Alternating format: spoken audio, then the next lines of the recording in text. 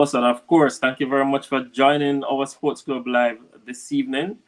Thank you so much to all our subscribers, all our fans out there in the YouTube world, and of course, in the sports media landscape as well. Of course, the program is Sports Pulse Live Sunday. Thank you very much for coming back with us another Sunday as we are transitioning from the Monday night to the Sunday night to facilitate all of your participation and your questions and all of that we do have. We are a little bit early nowadays and we are on a Sunday. So we want to thank you so much for joining us and we appreciate it. Today is going to be a really big show. It's going to be on a couple of topics that is very much on the burner for us. We want to be talking about sports medicine, and sports medicine is so important to especially our elite athletes and even just for us as regular people in the streets, that will come up on different problems from time to time. Our bodies is so important to us, and it is always going to be the most important thing to us every single day of our life. So we just want to thank you so much. So today we're going to be talking about a little bit of the hot topics that is out there in the space, the NBA going on, the Diamond Leagues going on, Rudy, so much things happening in that space. But we want to be talking about our features. This today is going to be on Medex Services here in Toronto, Canada, and we're going to be looking and talk to them about everything that they can provide. How can they help us to make our bodies be better and better serve us better, and especially for our athletes and sportsmen and women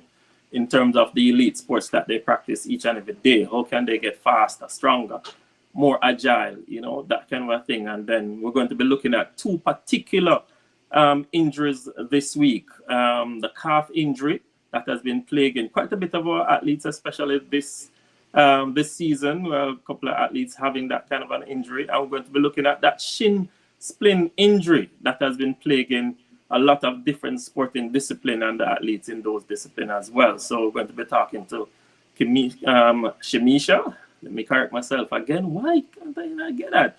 Shimisha. And we're going to be talking to Devon Jarrett as well from over there at Medex Health Services when it comes on to Yeah, that. certainly, Richard. It's good to be on another Sunday with Sports Pulse Live on a Sunday, not on a Monday, but on a Sunday, a blessed day, and then and for us to speak today on a very important topic, to bring forth a very prominent business, not only for athletes but for everyday people who may have those injuries, because these things happen to everyone, not only athletes. But yes, we know it's a sports show, so we try to bring the sports part of it first, but it also for everyday people as well. We are about to spread the message in terms of injuries in sports and injuries to day-to-day people walking the street, people having the wrong shoes. A lot of these things in them is things also that's important for people, the posture in how you walk, the posture in the things that you do. So certainly I'm excited so that this business could bring forth what they do and share this with us, and we could share it with the people. Rudy, some of the things that has been out, of course, we here in Canada, the World Cup is coming to Canada. Richard, before we go to the World Cup, right now the World Cup not important enough. We just have to give the Arsenal fans some grace, Telling you right now. Go to the World Cup. I just have to give the Arsenal fans some grace and give them the blessing and the big up, because it's been what, 20 years? 20 plus years? Yeah. 20 years, they've been on the ground, they've been on their belly, they've been rolling, they've been this, they've been that. But they have a reason. To celebrate. They have a reason to be glorified, and I give them all the credit. Yes, I know my team is coming up, but they have a reason. A reason to be joyful in this season, which it is a little bit more important than the World Cup now, because the one come before the other, but definitely I am happy for the Arsenal fan, and congratulations to them and the team, and to the family, and to everything, and just be enjoyed now, because I'm coming next year. Man U is coming next year and regain our title, so it's all right. Enjoy it now, and then next year we'll see you. So you say that Arsenal it's going to take them another 20 years to get another Premier League title? We don't know if it's 20 years. All I know is about next season.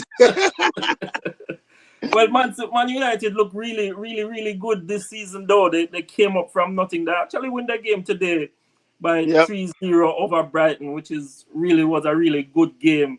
And of Yeah. course, I really want to say congratulations to the Arsenal fans for sure, Yeah. because all For of sure. my brethren them are coming from all over the place. And this is Oh obviously, yeah. Oh yeah.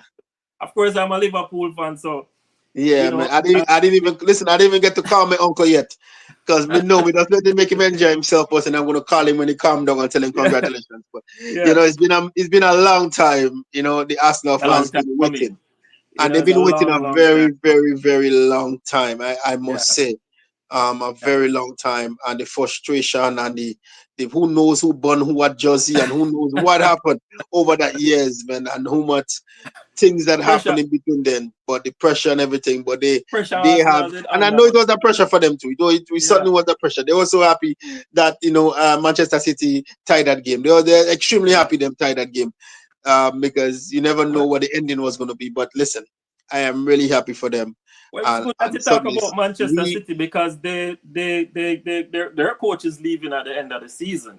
yeah, Right. And it did a really interesting farewell speech that he gave. Him said why don't want anybody ask him why is he leaving now. Of course, last year they would have given him the stick all the last year because they weren't winning and they lost quite a bit of a game last season. But this season they came into their own and they lost quite a bit of a game this season, but to the end of it he was able to pull it together, and bring them into second place this season. So wherever he goes, Pep Guardiola is one of the greatest coaches around the world right now, Rudy, because he would have gone to Man City from 2016 to 2026. He would have won 20 titles, 6 titles with Man City, right, over the time. He would have gone to Bayern Munich and he would have won a couple of titles there too. He would have gone to Barcelona. I remember Barcelona back in the time was the winningest team. That was when he was there. Nobody could have beat them time when yep, Lionel Messi. yep, yep. They was unbeaten for a number of years. So he had gone to 3 countries and have won the top league in all 3 countries, with his team and made those teams even better. One of the conversation is that a lot of people say that he went to Germany and was able to change German football altogether in terms of how they play. And now they're playing in a different kind of a formation. So kudos to him, Pep Guardiola, wherever he goes. He's going to do well. Him said that he's going to take some rest. Who knows? I know him as a working man. I don't see him taking any rest and that kind of a thing. But yeah.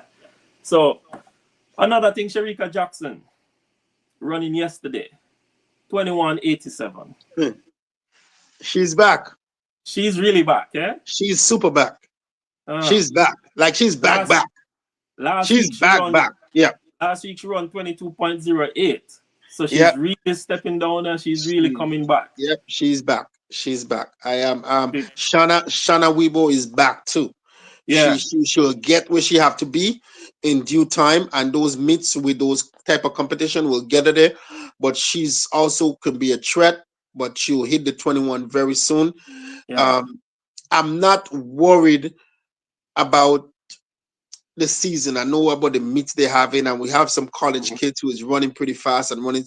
Those athletes may not even go Yeah, to those games because the school might say no, it might be late in the season. Who knows, right? yeah. Um, and even though they go, I just think it's a long season for them. I still think it's a long season. I think, you're running this time now, and then you have another 5 months or so to go before that Mhm. games. It's not too bad, but it's a lot. But I'm saying that to say that she's back. She's Yeah. back. She's back. Injury free. Um, Look out. And that's I'm a only the little bit 200. I'm a little bit concerned with Shakiri though, but Shakiri is a big meat performer, so Yeah, yeah, I certainly. yeah. I think Shikari glory has come and gone. You think so? Yeah, I believe we have too much of the younger athletes coming up. I think Shikari glory, Shikari will be around like a Christian Coleman. Those guys will be still around, Mm. you know. But the shining days have passed, and I think that will happen with her. If she in a competition with those ladies, they should not beating them. It's going to be tough. 'Cause Yeah, she not it'll be doing, very, very tough. And we doing too haven't well. seen her in the 100 yet. She's only in the 200s for now. Yeah. But Which is not her certainly, favorite race, you yeah, know? Yeah. yeah. So certainly, but I think the glory of her is gone. I think. Listen, man, Jamaica have almost 10 10, almost 12. women.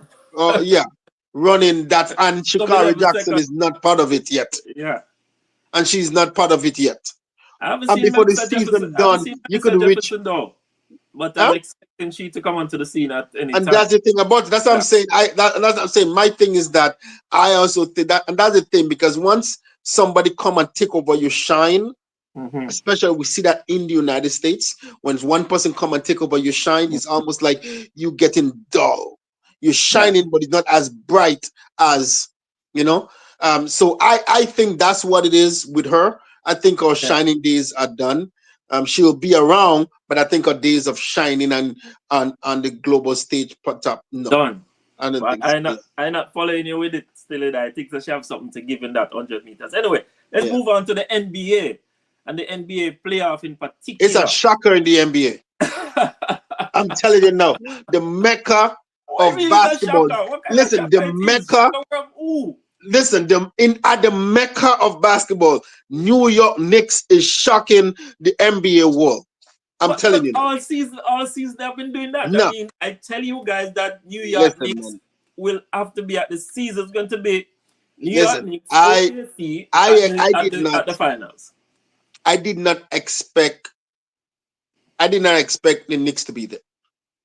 I expect Detroit But they're looking good all based on season how though. they've been playing all season. I expect They, Detroit. you But expect like I Detroit? said, it's a different team, a different mindset. They are really trying to give their team something. I know a lot of people is on the OKC, but I don't know. They're making Cleveland look real bad. Like They're Cleveland is making not claim going to they're get gonna get one game. I think they're going swept. to go the 4 games, They're four gonna get zip, and swept. that's it. Yeah, They're gonna I get think swept.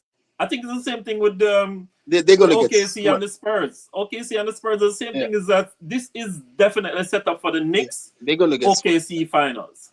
Yeah, That's you what got me it's going to be. Knicks OKC right now, because I mean, like I said, what OKC is doing, with against Wimby, it's working. Yeah, They're holding him down. yeah, They're following him when keeping the him ref don't quiet. see. Yeah, They're doing a lot of stuff that they tried to do with Steph Curry when he mhm, hot. You see that they did stuff with LeBron James in the days. They did the yeah, same thing with Michael Jackson, double team this. We see all those things happening now to a star like Wimby. Like I said, yeah. I always believe that. Like I said, I think I always believe that they're the one that will make it through. It's not over until it's over. Um, and and a part of that too, but I still think there's a missing piece Yeah. in the Spurs. There's a missing piece in the Mm. Spurs. A leadership, like a Kawhi, because that's where it came from. Like a Yeah. Kawhi leadership kind of They person. need a clincher. Experience, like an experienced person. I think is what's really lacking there. Um, and certainly I think once they get that missing piece, there'll be the West certainly will be back a hard team to beat. But it looks right now, it looks like OKC Knicks, and I'm sticking with the East. The East is the best. I'm sticking with the East. Like Bujo said, we know the East is the best. I'm sticking with the East, The East is and the best. that's what I'm going with. I'm going New York to win. Listen, Yeah. it's deserving. They needs it. Yeah. Like New York needs that, and it come to a point the fans is so happy where they have to shut down the grounds where they're going to watch at night. They have to Mhm. shut it down because they're just chaos. Well, Imagine if they win, they're gonna destroy New York. The Knicks fans have been waiting a long time, A Rudy. very long time. Very long time, Just like Toronto. Yeah. Toronto was waiting a lot. When it happened in Toronto, remember, we had the exact same scenes. People climbing Yeah. up on light pole and all this kind of thing. Craziness they're Mhm. doing. And Mhm. that's exactly what's gonna happen out there. Yeah, All right. man. So yeah, It's going to be a good finals. it's gonna be a Knicks, good Knicks finals. Yeah, OKC. I think that's it. yeah. And it's going to be great. Any other big thing? One of the next thing that I saw though, Rudy, this over this weekend is that Cristiano Ronaldo becomes the biggest earner for Yeah, well, it's 2026. always and it should be based on the location. Yeah, You're in a place where all they have is money. yeah. The When guy you're playing in making a three. country that all they have is money and you get the number one or number two, depends on who you speak to, player of Yeah, the world, yeah, you know, they'll pay them the money. yeah. They'll pay him the money. Remember, they So wanted so Messi too. so the, They so the wanted actual Messi. so the actual thing is Cristiano Ronaldo is earning an annual now of 300 million, right? LeBron James, it was LeBron James second. No, I think the boxer guy was second. I can't remember his name right now. He was second with 170 million, and then Lionel Messi was third, 140 million. Yeah, That was a shocker for you. LeBron James came with fourth with 138 million, I think it is. because But the shocker for me is that Cristiano Ronaldo is so far ahead in terms of earning. Well, I guess as you said, Rudy, he's he playing playing in over the there MLS in the where there's Emirates. money. Yeah, and he's getting big money. And He getting Messi is money. playing in a domestic league in the But US but where that but they but but don't but pay here that kind of a money. but here the difference. Messi contract is tied in with MLS, where Mm-hmm. he could own a team. Mm-hmm. Many have Messi end up tying it in where you have stocks in Cristiano MLS. money, but No, Cristiano I money get that. can just buy into a team any given day. No, and I You know? understand that, but Messi and Yeah, them have money. Don't get me wrong. Messi has yeah, money. But I'm saying that he's thinking of the future, yeah, right? Remember when LeBron, when Michael Jordan decided to take Nike and his mom come and say, well, he need to get a piece of every shoes. yeah, That's where he's at today. yeah, Because you have to see that future in who he is, right? So yeah, that what Messi kind of did when he come in and said, I want a piece. I want to have some stocks in MLS. yeah, So that tied in for him to come to the MLS yeah, because he saw the future in what the MLS is, and the MLS is a phenomenal league. We got players living in other countries that come in the MLS. yeah. Could be it might be in an older, few That, years it's in a after good, they it's a playing, good, it's a but good it's a place to but, be. but but it's a good league. And I've Yeah, said it many times. You give the United States a chance, they will take over in football as they take over in yeah. every sport. And I don't And a lot think of so, people but thinking no, but you give them a chance, man. I'm telling football you, football you steep in a whole lot of tradition that is not yes, a part of where the West is, apart from yes, certainly. But the you Spanish give speaking them countries. Yeah, that opportunity. You give them a chance. Listen, the United States is gonna tap every sport in the world, and football or hmm soccer, as we said, will be that sport. I think in due time they could master or be very close in doing it. Just give them some time. All they need is money. All they yeah, need is to put in the money into it. You put the yeah, money into it, that what happened, and that what happened in the other countries, right? Is the money. yeah.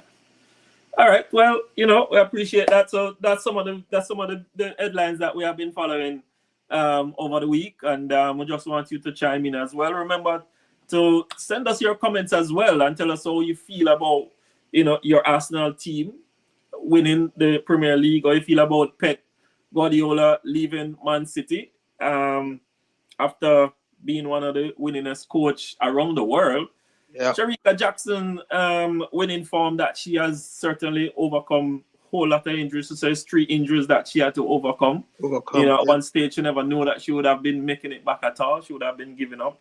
Mila Weibo coming back after having her baby and coming back and running, 22:08. That's pretty fast. Cristiano Ronaldo, big earnings. And the NBA playoff that is very much on. it's on Looking fire. like looking It's on like fire. OKC. Looking at Yeah, OKC Knicks is going to be really fiery. The fans are yeah, going to be fired up for these yeah, playoffs finals. yeah. So, but hey, listen. Remember, as I say, like, share, and subscribe. So all fans just chime in with your comments and things like that. But we have some big things, as I said, on the line, and Medex Services is here with us today, and we definitely want to invite them and thank them for coming aboard and joining us today.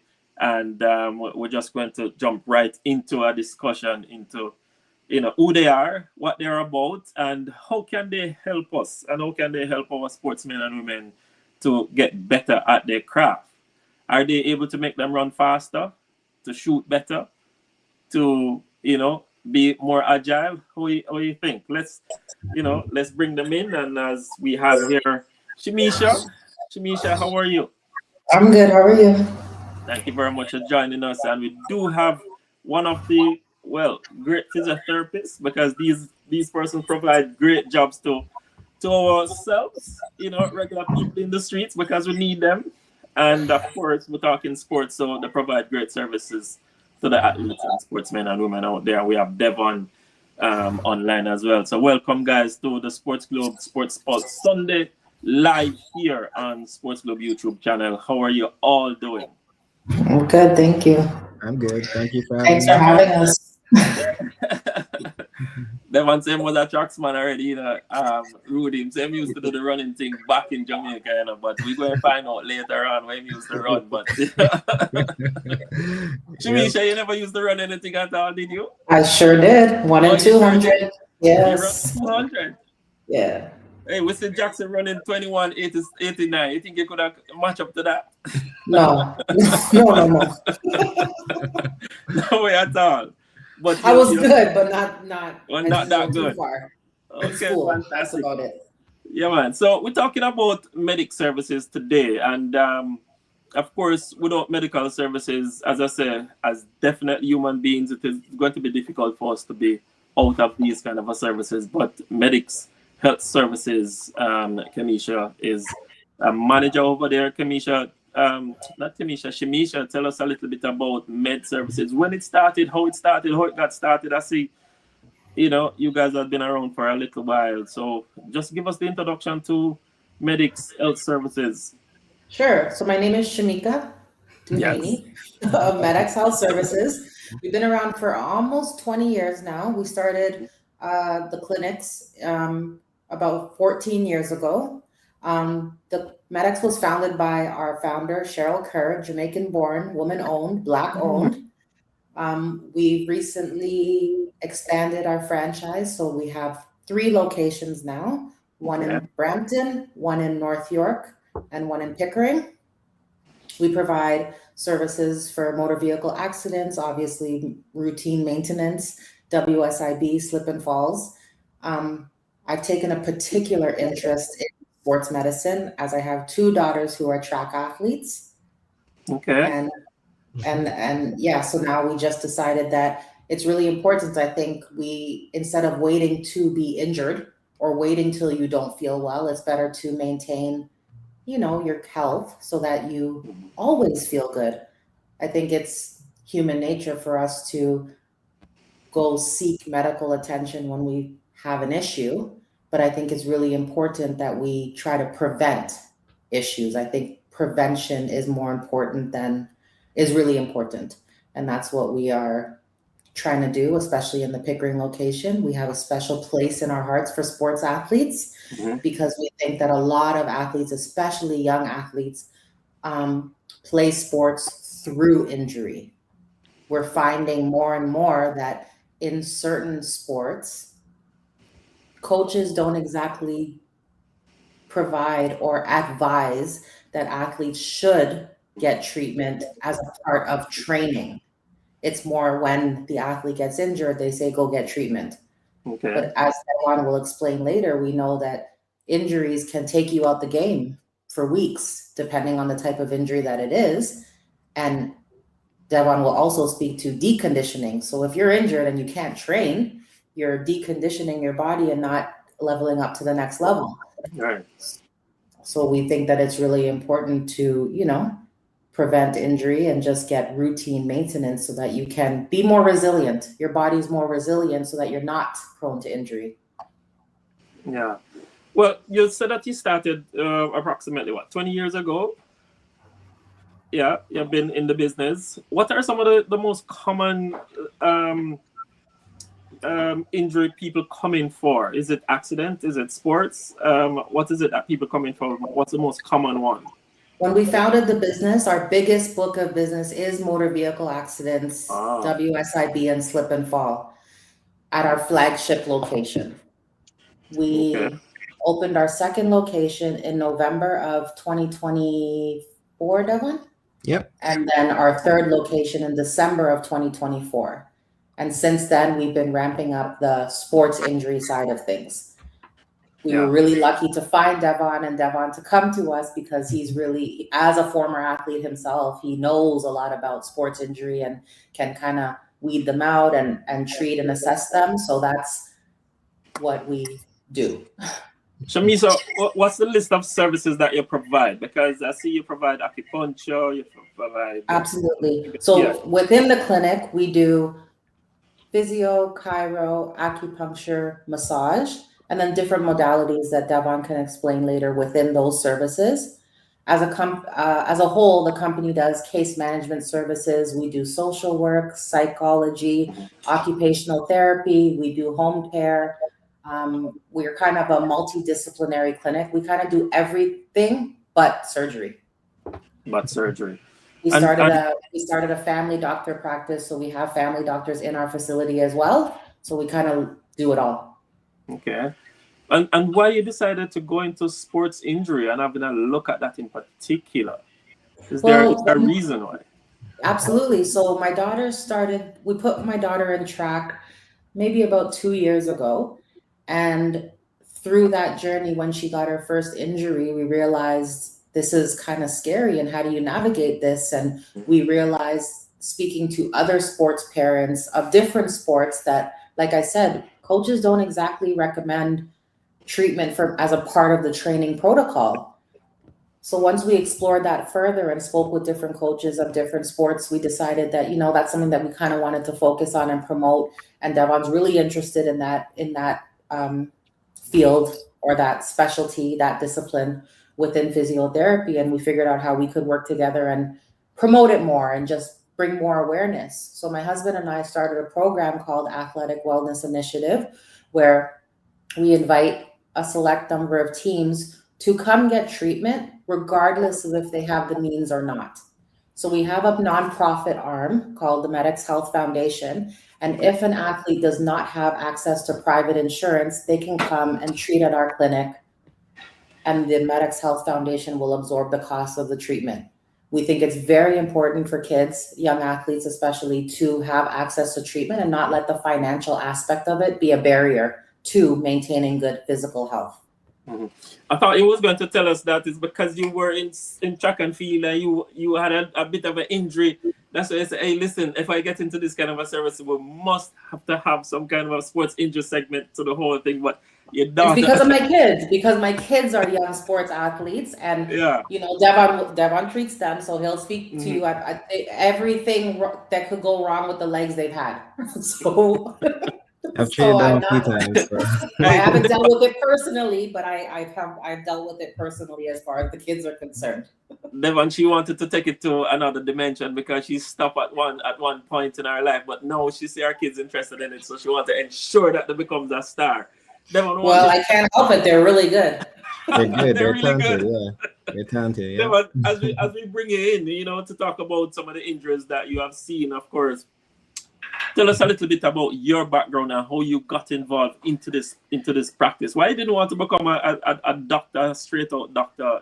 You decided to focus on this aspect of it. All right. Well, my story, like you alluded to earlier, I'm Jamaican descent. I moved to Canada when I was about 13, 14. Okay. I've been here almost 20 years. It's actually 18 years. I've been here 18 years. And sorry? No, that's cool. That's cool. Yeah. And I went to Manchester High School in Jamaica. I know we briefly spoke before about Jamaica and the high schools there. And, track and field is huge there in the high school level. Yeah. And, when I went to school, for some reason, that era was very, very big there at Manchester. It's not particularly at the best sports school. It's more of a mixture of sport and academics, that school. But Manchester is a big sports school. Yes, it's People like Sharon came out of Manchester. So it's a huge sports school. Yeah. And I went there when Elaine Thompson was there. You went to was there. Yeah. So these are gold medalists, right, from the Olympics. Yeah. So seeing that definitely inspired me. I was like, oh wait, I went at a good era, Yeah. But personally, what inspired me, so we had a coach there at Manchester High. His name was Jerry Honus. You might know. I know Jerry. Yeah. He's coached the national team a few times. Yeah. Of course, yeah. Yeah. So quite a bit at that. Yeah. So Mr. Honus, he was, Mr. Honus was a very strict guy. he was on me a lot because I actually played soccer and track. I did both track and soccer. Yeah. In soccer, I was actually in the national team pool for U15 level, so I was an okay soccer player, and then okay track athlete. But he wanted me to focus on track a lot. Track coach. He had seen prior to us coming there, Nesta Carter was there, which most people know who that is. There's a Yes. for the '08 4x1 team, right? With Usain Bolt. Yep. Sharon, World record team.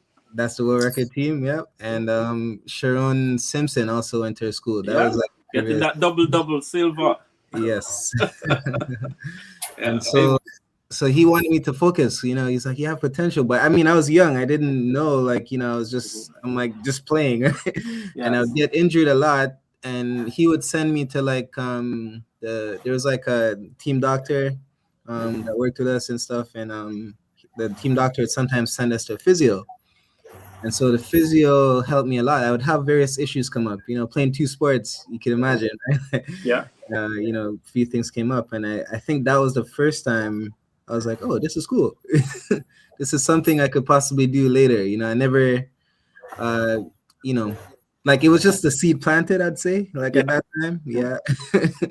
And when I moved to Canada, and it was actually my move to Canada. I don't know if I'm going too long. If I should. No, that's fine. That's fine. We want to hear the story. Tell your story. A lot of people back home and out in the other spheres in Canada, students watching too, right? So we want to hear the story. Yeah, so go on. Yep. So I moved to Canada. It was actually it was kind of a sad reason that led me to come to Canada. My brother passed away. Wow. Sorry to hear that.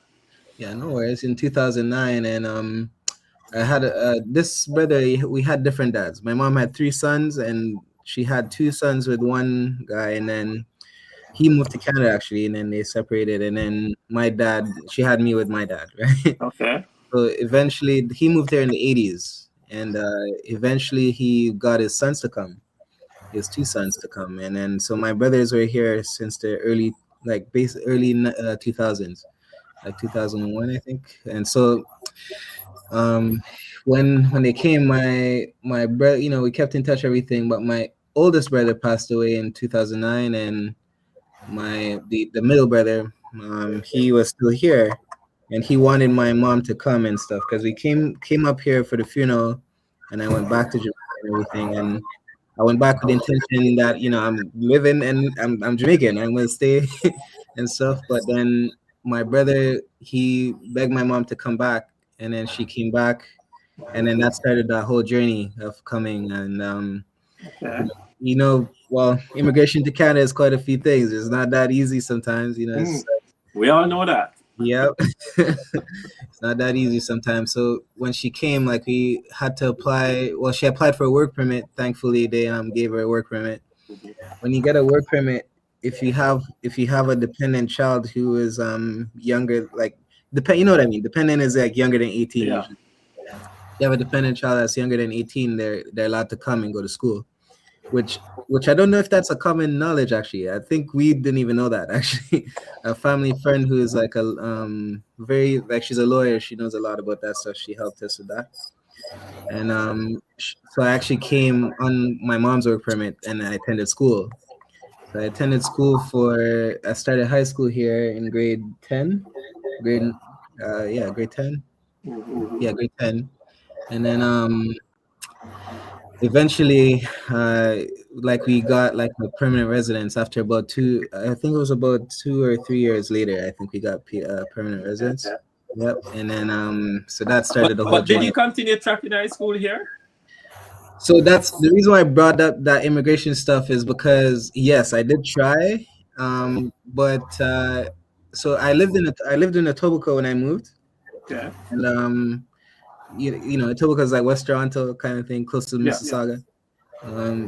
And when I was in high school, I did track for my high school. I was the first track athlete from my high school to go to OFSA for sprints. And because of that, because I never really trained actually, and I don't know, luckily I made it to OFSA. I just, it's just the training I had done from Jamaica, right? That kind of kept me. And Any the track Jamaican club started. can make it here, man, at high school level, man. As long as you run track in Jamaica, you'll be able to make it in Canada at this level for sure. I've Yes. seen it. Yeah. Yes. Yeah, no, I mean Jamaica is you know, it's a factory, honestly. It Ah, really is. It really is. it is. But you know, like when I was in high school, I started getting recruited to track clubs, which, you know, we had just moved here, like it was kind of sad circumstances. We were kind of disoriented. We didn't know where to go, who to train with, all this stuff, you know, we're kind of getting ourselves settled. You know, and so the track clubs reached out, but the track clubs that reached out, they were at York University, Okay. and they trained there. And at the time, we didn't drive, and I lived in Etobicoke. So it's like a little bit of like it was a lot to get there, you know, figuring out logistics and all this stuff. And but I did start the bus there actually. So I did join one. It was Etobicoke Track Club. And when I went there for a few months, because I was like not like a permanent resident at the time, the coach had conflicting kind of things about what that might mean, you know, in terms of like pursuing, like just continuing with training and like scholarships and all this stuff. So it kind of just like, you know, that dream kind of ended there basically. Oh. And you know, I just decided to focus on school, and you know, thankfully, now I'm still in the stuff now. You know, because of Medex, I'm now able to still work the track out. So you actually transferred, because I had a chance to go look at something for you, and it says that you went on to McMaster University. Is it? I did. Yes. You did. Okay. I did. Yeah. So actually, when I was in high school, I did okay in high school. Actually, I got into every university I applied for, and but I at the time when I was in high school, I mean, I was still ready. I was an immigrant, still trying to get my bearings. I was very like intimidated by the big schools, like, you know, U of T and McMaster. But even though I'd gotten into them, I had visited them, and I remember going to a lecture hall. I mean, these schools are ranked highly, and they deserve the rank. You know?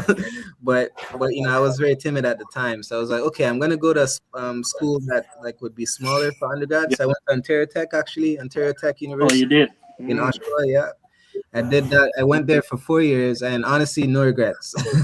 Okay. No regrets. If I had any questions, the professors were accessible. You know, I was able to go to office hours if anything. It ended up being a good decision for me, I think. Okay. So that's where you did your degree in physiotherapy. I did my kinesiology degree there. In Canada, you need a bachelor's degree before applying for physio. And so I did. So that was my bachelor's degree, and then my physio degree I did at McMaster. Okay, fantastic. So you got connected with Medex. Tell us that story.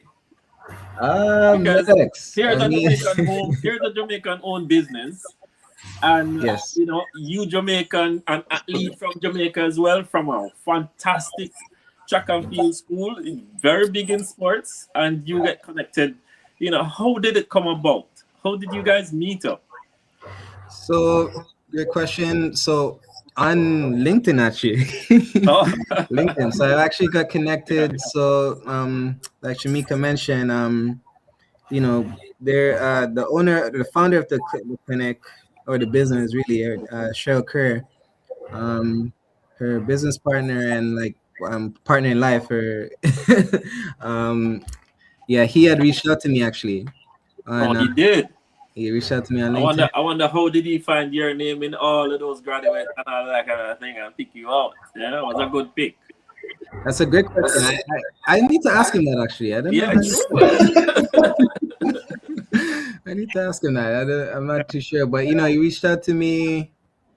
He sent a message actually, and I'm not always on LinkedIn, so I didn't get to the message until like a couple of days later actually, which is not great, but you know, I saw the message and I remember thinking, oh, this is interesting. You know, you mentioned a little bit of a backstory about the clinic and when they were founded, and you know, like you mentioned, Jamaican owned, female owned, black owned, like these things like were all interesting to me, right?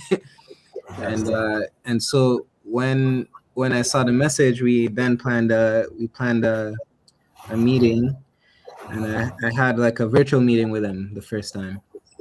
And that virtual meeting, His name is Asani Brissett, by the way. Yeah, I saw the name. Yeah, Asani Brissett. Yeah, so he's we had a talk, and then we like kind of like you, Richie. He reminds me of you in a way, actually, because he's a Jamaican guy also. I think he's Canadian born, but he had lived in Jamaica, and like he kind of knew a lot about the landscape there. So we kind of connected on so many things because of that. And I found it really interesting, and eventually I was then able to meet Miss Kerr, right, Michelle Kerr. I met Shamika's husband, Damien, which is Cheryl's son, and then honestly, it felt right. So we ended up kind of forming this alliance, I guess, and it's been going since that. Shamika, was Devon a big part of the reason why? I mean, I know you tell me that your kids, your daughters, is one of the reasons why you guys decided to get into sports physiotherapy and that kind of a thing. Yes, but with Devon coming on board was one of the reasons why you guys really decided to go into this part of it fully. I think it was perfect. I think the stars aligned. When we opened the clinic in Pickering, Devon had already started working out of the Brampton location. Okay. And just through conversation with my husband and what our vision was for the Pickering clinic, which is the location that we run primarily, and then with our daughters being in track, I can remember my husband coming home and telling me about Devon the first time. Just saying, we met this this young physiotherapist. He's into sports. He, it just felt right. I think everything kind of aligned. So we already had our vision for what we wanted to do with the Pickering clinic, and Devon was here working at the Brampton clinic, and it just everything just aligned. So he wasn't necessarily the reason, but everything just aligned for us, and he was part of the plan. It really felt good bringing him on board right away. 100%. 100%. We don't regret it. He really connects with the athletes. All of the clients, all of the patients that we see, he really connects with them. He takes his time to speak with them and explain to them and provide understanding in a way that people can understand. You don't have to have a bachelor's to understand what he's trying to explain to you, because he just has a way of connecting with people. And I think as we expand our program, he's an integral part of that. We have a coach and Olympian right here with us too, and he has a couple of youngsters that from time to time that might need a service. And I'm happy that you talk about the foundation, because a lot of young athletes and their coaches, they don't have the money. They don't have the access. Absolutely. They really don't have the money. And Rudy is something that you possibly can tap into, eh? Yeah. No, certainly. Yeah. Certainly when I hear that, I jump for joy, because I said definitely something that my athletes can benefit from. But also beyond that, we're gonna stay in contact, because I have an international athlete that is will be coming back. She took a year off. We'll be coming back, and that's one of the things we need is the physio. She's as 8-time All-American. She went to University of Georgia, and she's back. She's the number one triple jumper in Canada, and she's not a Canadian citizen. And it mind blew me, because how many times I tell her to get her citizenship and she just refused. She just loved that St. Vincent passport. I don't know, something good about it. But certainly, but certainly, Devon, when I hear you, listen, I compete in officer, several officers. I have 6 medals for officer. I don't have a gold medal, but I'm an Olympian. I always tell people that. Don't ask me how it happened, but it happens. I went on scholarship and those type of things. I know of Etobicoke Gladstones. I know of the clubs out there. What clubs do your daughters train at? The Gazelles Track and Field Club. So they train out there with Gazelle. Is the Gazelle still under Tabia Charles? And Randy Brooks. And Randy Brooks, right? Yeah. So yes. me and Tabia was teammates. Like I know Randy Brooks. Like I know this folks. So certainly it's not anything new to me. I've been doing this for many years. I might look young, but I'm old. Okay, please. Okay. but the injury part is very important. And as Richie said, that my athletes coming all the time, and we're going to speak about it. One of the things we wanted to ask is the shin splints. That's one of the key ones that athletes constantly come to me. No, I'm not going there yet. I'm not going there yet. It's one of the key things they're coming with, but I'm with a lot of these kids where the parents don't have it. Yeah. The parents don't have it. They don't have it. So I do my best to work with them. I do my best to research as much as I can, because I know, even though I know they need physio, how they're going to get there. Yes. So I do my best to do my research and try to find some sort of exercise and stuff like that they can do. That's all I can do is just give the resource and give the information that I can give them. But certainly, some of it, and it has helped in the past. But that's the key thing. The parents don't have it. They don't have the insurance and they don't have the funding. Some of them, they don't have the money to pay for the club or pay to do track. But I love the sport and I'm here to help the kids as long as they want to do it. So certainly that's the thing about it. So certainly when I hear about your program that you have, it could be a benefit for the athletes that I keep saying I'm going to retire, but it seems like athletes keep coming time and time and I can't go. I'm trying to get one of them out now, which is good. She actually had a conversation, a first scholarship offer, which is really, really good. It's about 98% scholarship. She only had to pay about $1,000 a year to go to school in the US, which is really good compared to paying $30,000 here in Canada. She got accepted in University of Guelph University. So definitely I do understand that aspect with the parents, but it's important for the physio. It's important for the massage. But it's also for me, I am iffy because as much as yes, it's very important because not only for the sport, but it's also for your future. Yes. Because it's long lasting. These things you could live with like I was saying to Richie earlier on, it's not only for athletes, but it's for everyday people. Yes. Because people walking every day, they might have the wrong shoes, they might have all these things that they're walking with, and the posture and everything. And later on they will feel. Today they're young, they don't feel anything, but it's the tomorrow. I'm feeling my knees now. I'm feeling my knees now. I went to the Olympics 20 years ago. I'm feeling my knees today.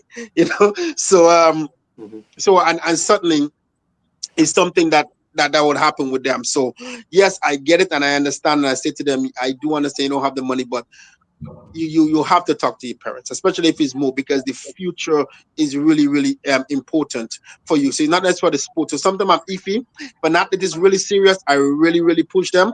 But if an athlete is just coming once in a while, I don't push as much for them to get treatment because they're not serious. Yes. So I may have to change my attitude towards that, because injury is injury. It doesn't matter if you're serious or not. That injury is an injury, and it will affect you anyway. So definitely, when it comes to you, Devon, we'll talk more about these certain injuries.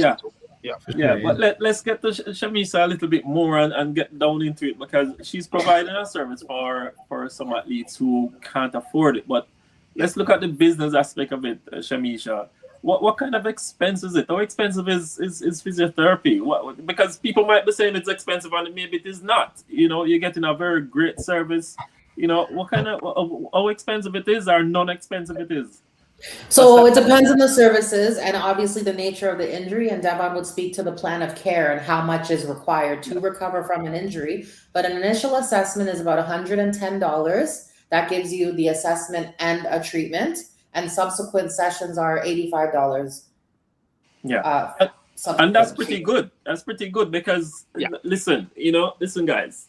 If you're out there and you're having a physical problem, $150 to help you fix that problem is almost like nothing, right? Because it means that your future is going to be set up. Because sometimes, just like performing athletes, if you don't get that injury, and Devon can talk about this even some more, if you don't get that injury checked out, know exactly what it is. Because first thing, Shamisha, is that you need to know what is it that you're experiencing. You need somebody of experience and profession to tell you exactly what you're going. You might be feeling a joint pain.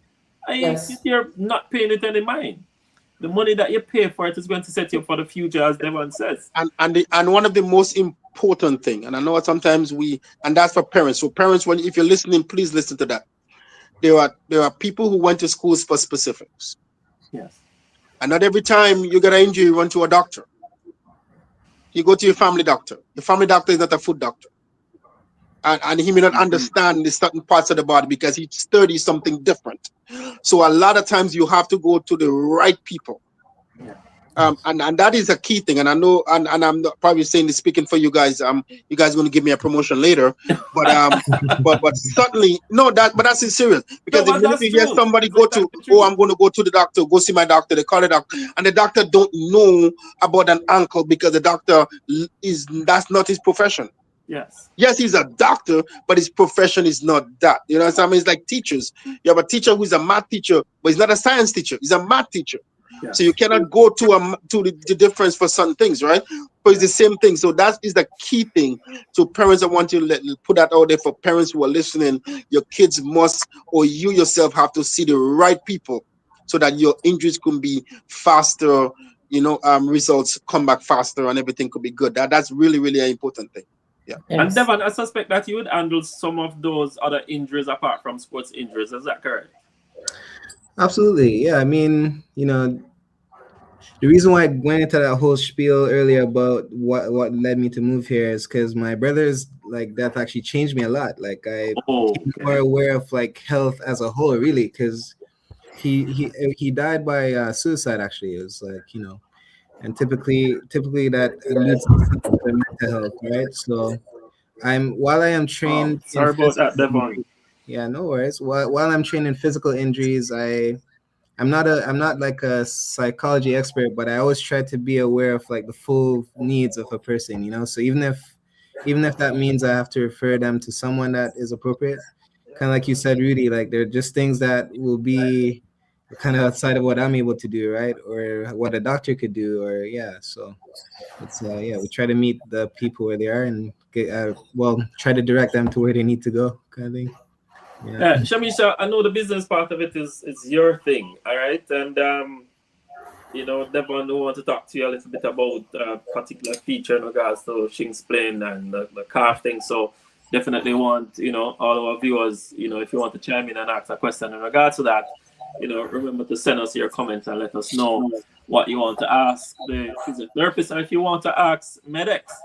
Shamika, a particular question how to find her, because now I'm going to ask her for some particulars for the different locations, because you say you have 3 locations, Shamisha. Give us some Yes. particulars for those 3 locations. So the location in Brampton is 289 Rutherford Road South. We have a location at 18 Winford Drive, which is around the Don Mills and Eglinton area. Right. And then another one at 1400 Bailey Street in Pickering, which is right next to the GO station, the Pickering GO station.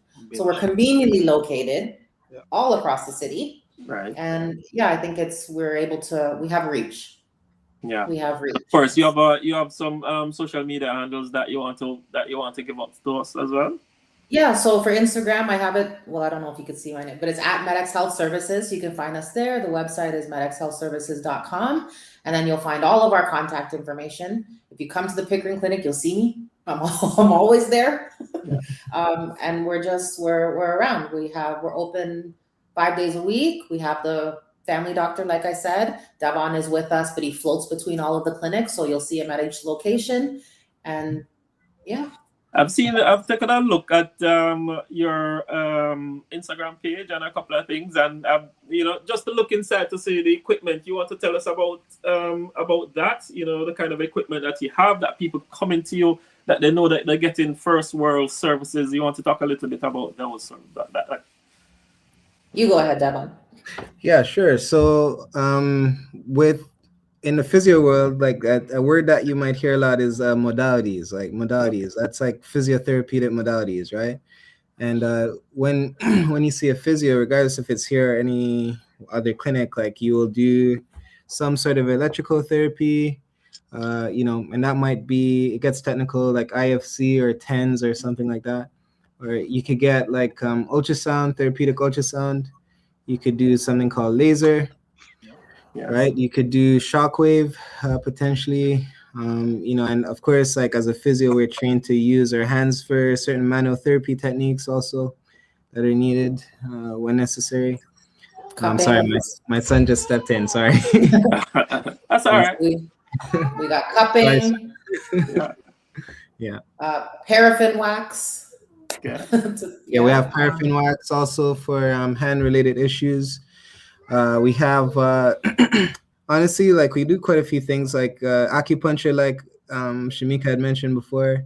That's also considered a modality for treatment, right? And the massage guns, and of course, with regards to exercise equipment, we use various things. We have exercise machines, so we have cable machines.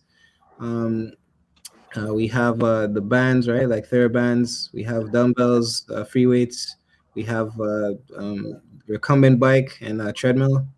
So these are, and then of course we have floor space, which is needed for various things also to work on. Yes. Of course, I take a look at the place look clean and serene and nice and very spacious and that kind of thing from the photograph that I looked at. Yes, they're well pretty and they're uniform. So the clinics typically look like themselves, like each other. And most of them, the Pickering location is probably one of the smaller ones, but they're all over 2,000 square feet. So it's big enough space for persons to be able to get the exercise and the programs that they're looking for. And the good thing about a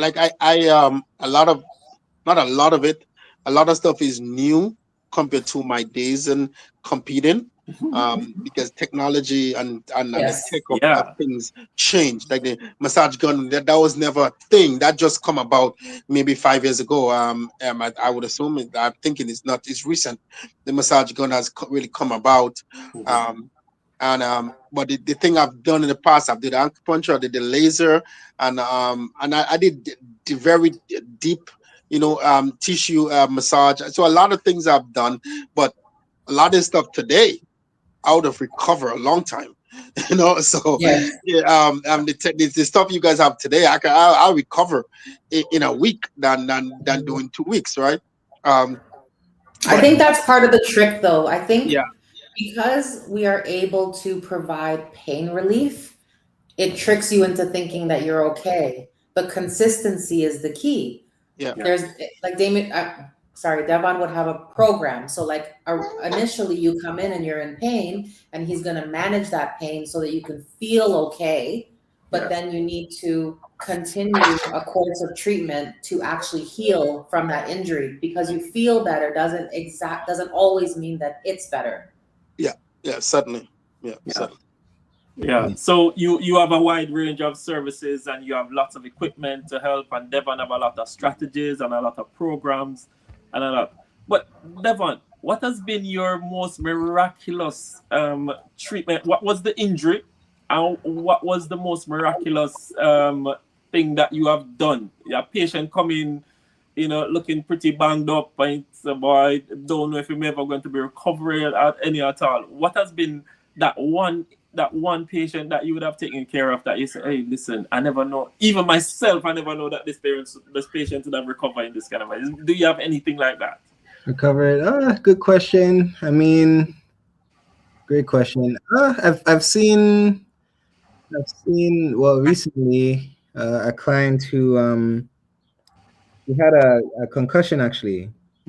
She had a concussion, and I'm not because it gets very technical in Canada because there are concussion specific clinics too that are sometimes like most people would be directed to those ones, but we like every physio we learn the basic of what to do, right? So we'll have some idea of what to do in terms of managing. And so this patient had like a concussion on I think the Monday, and then she came to us on the Tuesday, the next day. And then she had a track meet, I think, in like 2 weeks away from the injury. And with concussions, nowadays especially, since they have this thing called the Rowan's Law, which I don't know if you guys are familiar, but basically it's named after this young soccer athlete who had a concussion, and it was she died from it. She died from it. She had post-concussion syndrome. Which is a complication, right, that could happen with concussion. So, and so typically if someone's deemed to have concussion, they have to go into a protocol where they're monitored and assessed over a 7-day period, and then to make sure there's no brain bleed, right, which then could rule them out from a severe post-concussion issue. And so she was in that protocol, and then, but she, with concussion, there's sometimes sort of symptoms associated. So you might have double vision issues. You might be nauseous, right? You might have balance issues. These are sort of things that might show up. And she had a few of those issues the first week she came, but then she started to gradually recover pretty quickly. And then she recovered enough that we were able to get her to compete in her meet, right? And she won the 100 and 200, right? So that's recently one that's like, oh, nice. You know that that was good. Like we played a role there. You know. And she's fine today. Fine today. Yeah. She's doing pretty well. Yeah, because Yes. concussion is not something easily, because it can easily lead to what you call that bleeding of the brain thing. That can kill it, because concussion is a big thing, especially into contact sports these days, that a lot of association is taking pretty seriously, and they're changing up the rules many times in terms of the sport, so the highest version of it would be a subdural hematoma. That's probably what you think about. Yes. Mm-hmm. Yes. Yeah. So Shamika, so in terms of running this business, are you looking to extend into are you getting from other sporting discipline though, like hockey that is very popular here in Canada, basketball, or is just straight track and field? What are you seeing? No, we have a lot of track athletes, because I have a lot of kids from the club coming into the clinic because of the affiliation with the club. We have a lot of soccer athletes. We opened it up to some Pickering football club athletes, so we have a lot of soccer athletes. I think he has a couple of hockey, and then we have a couple of basketball as well. So it's open to all sports. It's just because we're in track, but I mean, sports is sports, and kids are kids, and it doesn't even matter. We obviously see all types of people from all different ages and different natures of injuries. We're launching a seniors program next. So we do it all, but injury is injury, regardless of what sport it came from. And Devon, do you work out of one specific location, or you go to different locations? Yeah, I feel like I float around at all three. So I've been through the program. Actually, I've worked with athletes at all three locations now. So so I'm in Brampton, North York, and Pickering. Who's the most famous athlete that you have looked after? Anybody? HIPAA. I can't say. I can't say. But I can't say. That's fine. That's okay. But what I will say, I'll say my daughter. My daughter is the most famous, and I can do that. I'll say my child. She's the number one in Canada. She's number one in Canada. Yes. So we're hoping to see her at the Olympics pretty soon. I'm hoping what's the next one? 2028. Maybe 2028.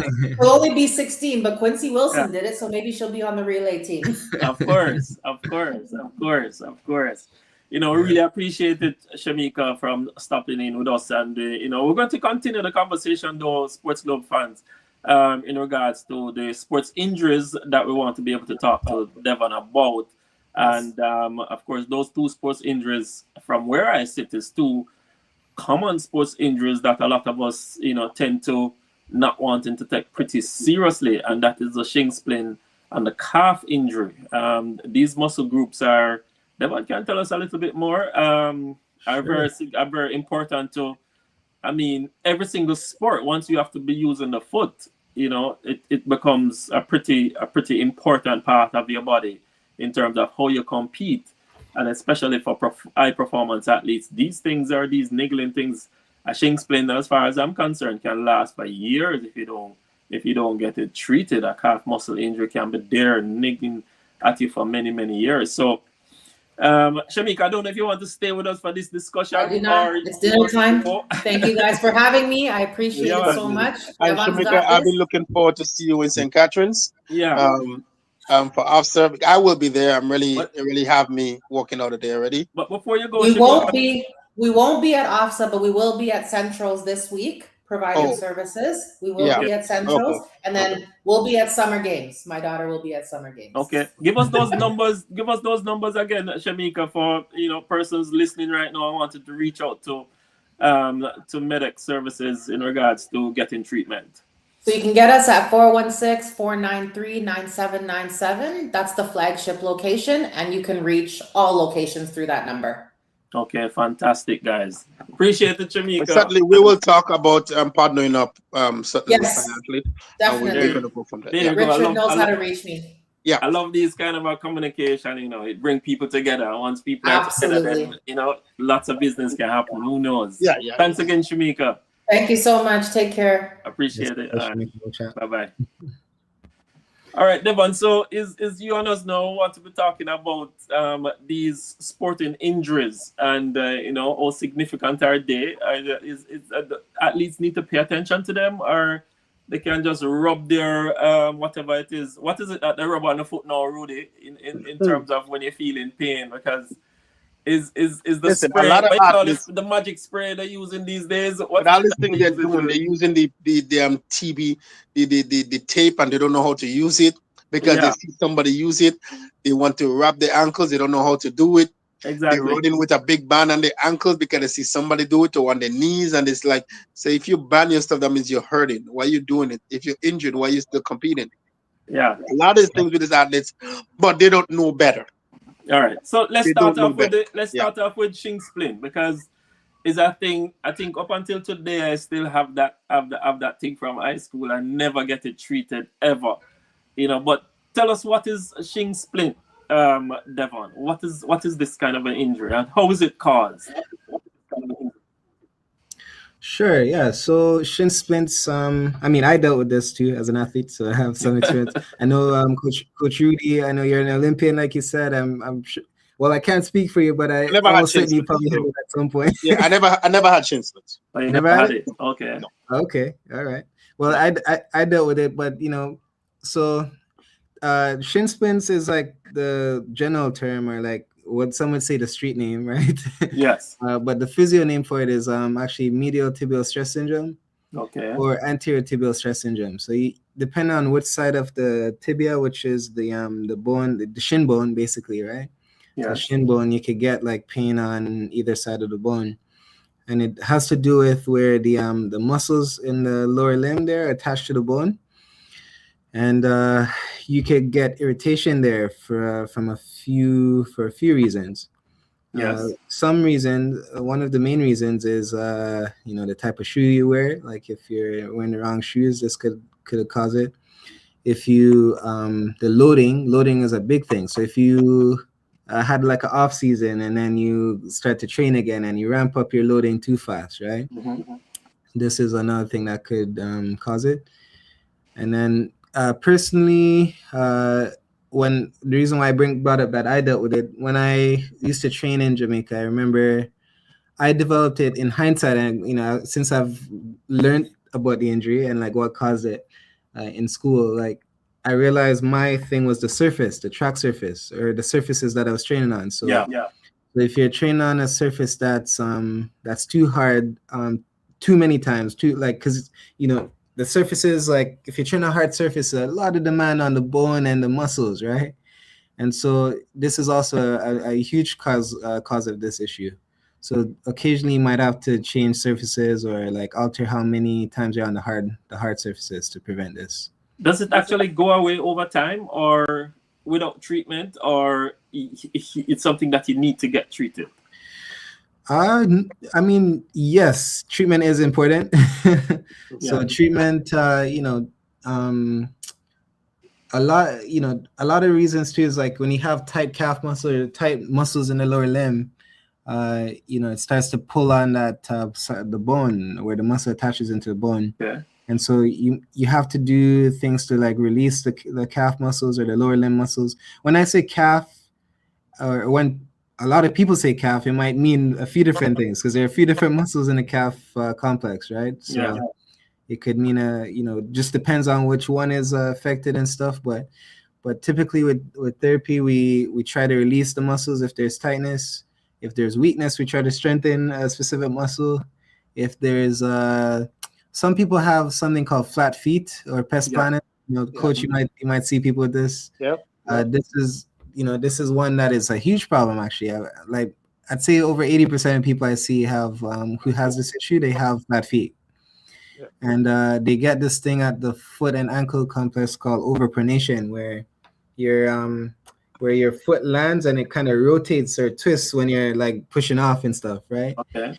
And it's because of the arch of the foot is flat, it's hitting the ground, so the forces at the foot are not being dispersed equally. Sorry, it's getting a little technical, but like no, it's fine. Go ahead. We get it. Yeah. But typically, I might suggest getting orthotics or something like that too, as a part of the treatment plan, right? Like, it's not the only thing, but part of what you might do. Yeah. So shin splint is something that is wrong with the muscle and not necessarily the bone, because I always think about is my shin bone that is giving me a problem and not the muscle that is attaching my attaching to the bone in that shin area that is giving me a problem. What is it really? It is the muscle or it is the bone? Good question. I mean, it's kind of both in a way, but it's primarily in the muscles, because the muscles. I wish I could put a graphic there to talk about it, but the muscles attach into the bone, and the pain is actually coming from that musculo-tendinous junction where the tendon attaches to the bone. Yeah. And so you might feel it like, oh wait, my bone really hurts, but it's really from like the tendon attachment to the bone. Yeah. That you're feeling. Okay, and that's what you're feeling. Yes. Is that muscle tendon that is attaching to it that has been stretched beyond, or it has been, overworked from the pressure of the hardness of the ground or something like that? Exactly. Yeah. So my answer about how to help it is kind of multifaceted. It might seem like non-specific in a way. I thought you were going to say take a painkiller. Yeah, no, it might sound non-specific, but but really this issue, it for each athlete it's literally different, like why they might have it, so like when they come in, that's when we do subjective we have a discussion, and then we try to, oh sorry guys, my son is in the background. Okay, man. Understand that. Yeah. So yeah, we have a discussion, we try to find out exactly why is this happening. And what is the unique situation for you that's causing? Yeah. And then that's because everyone has a different reason.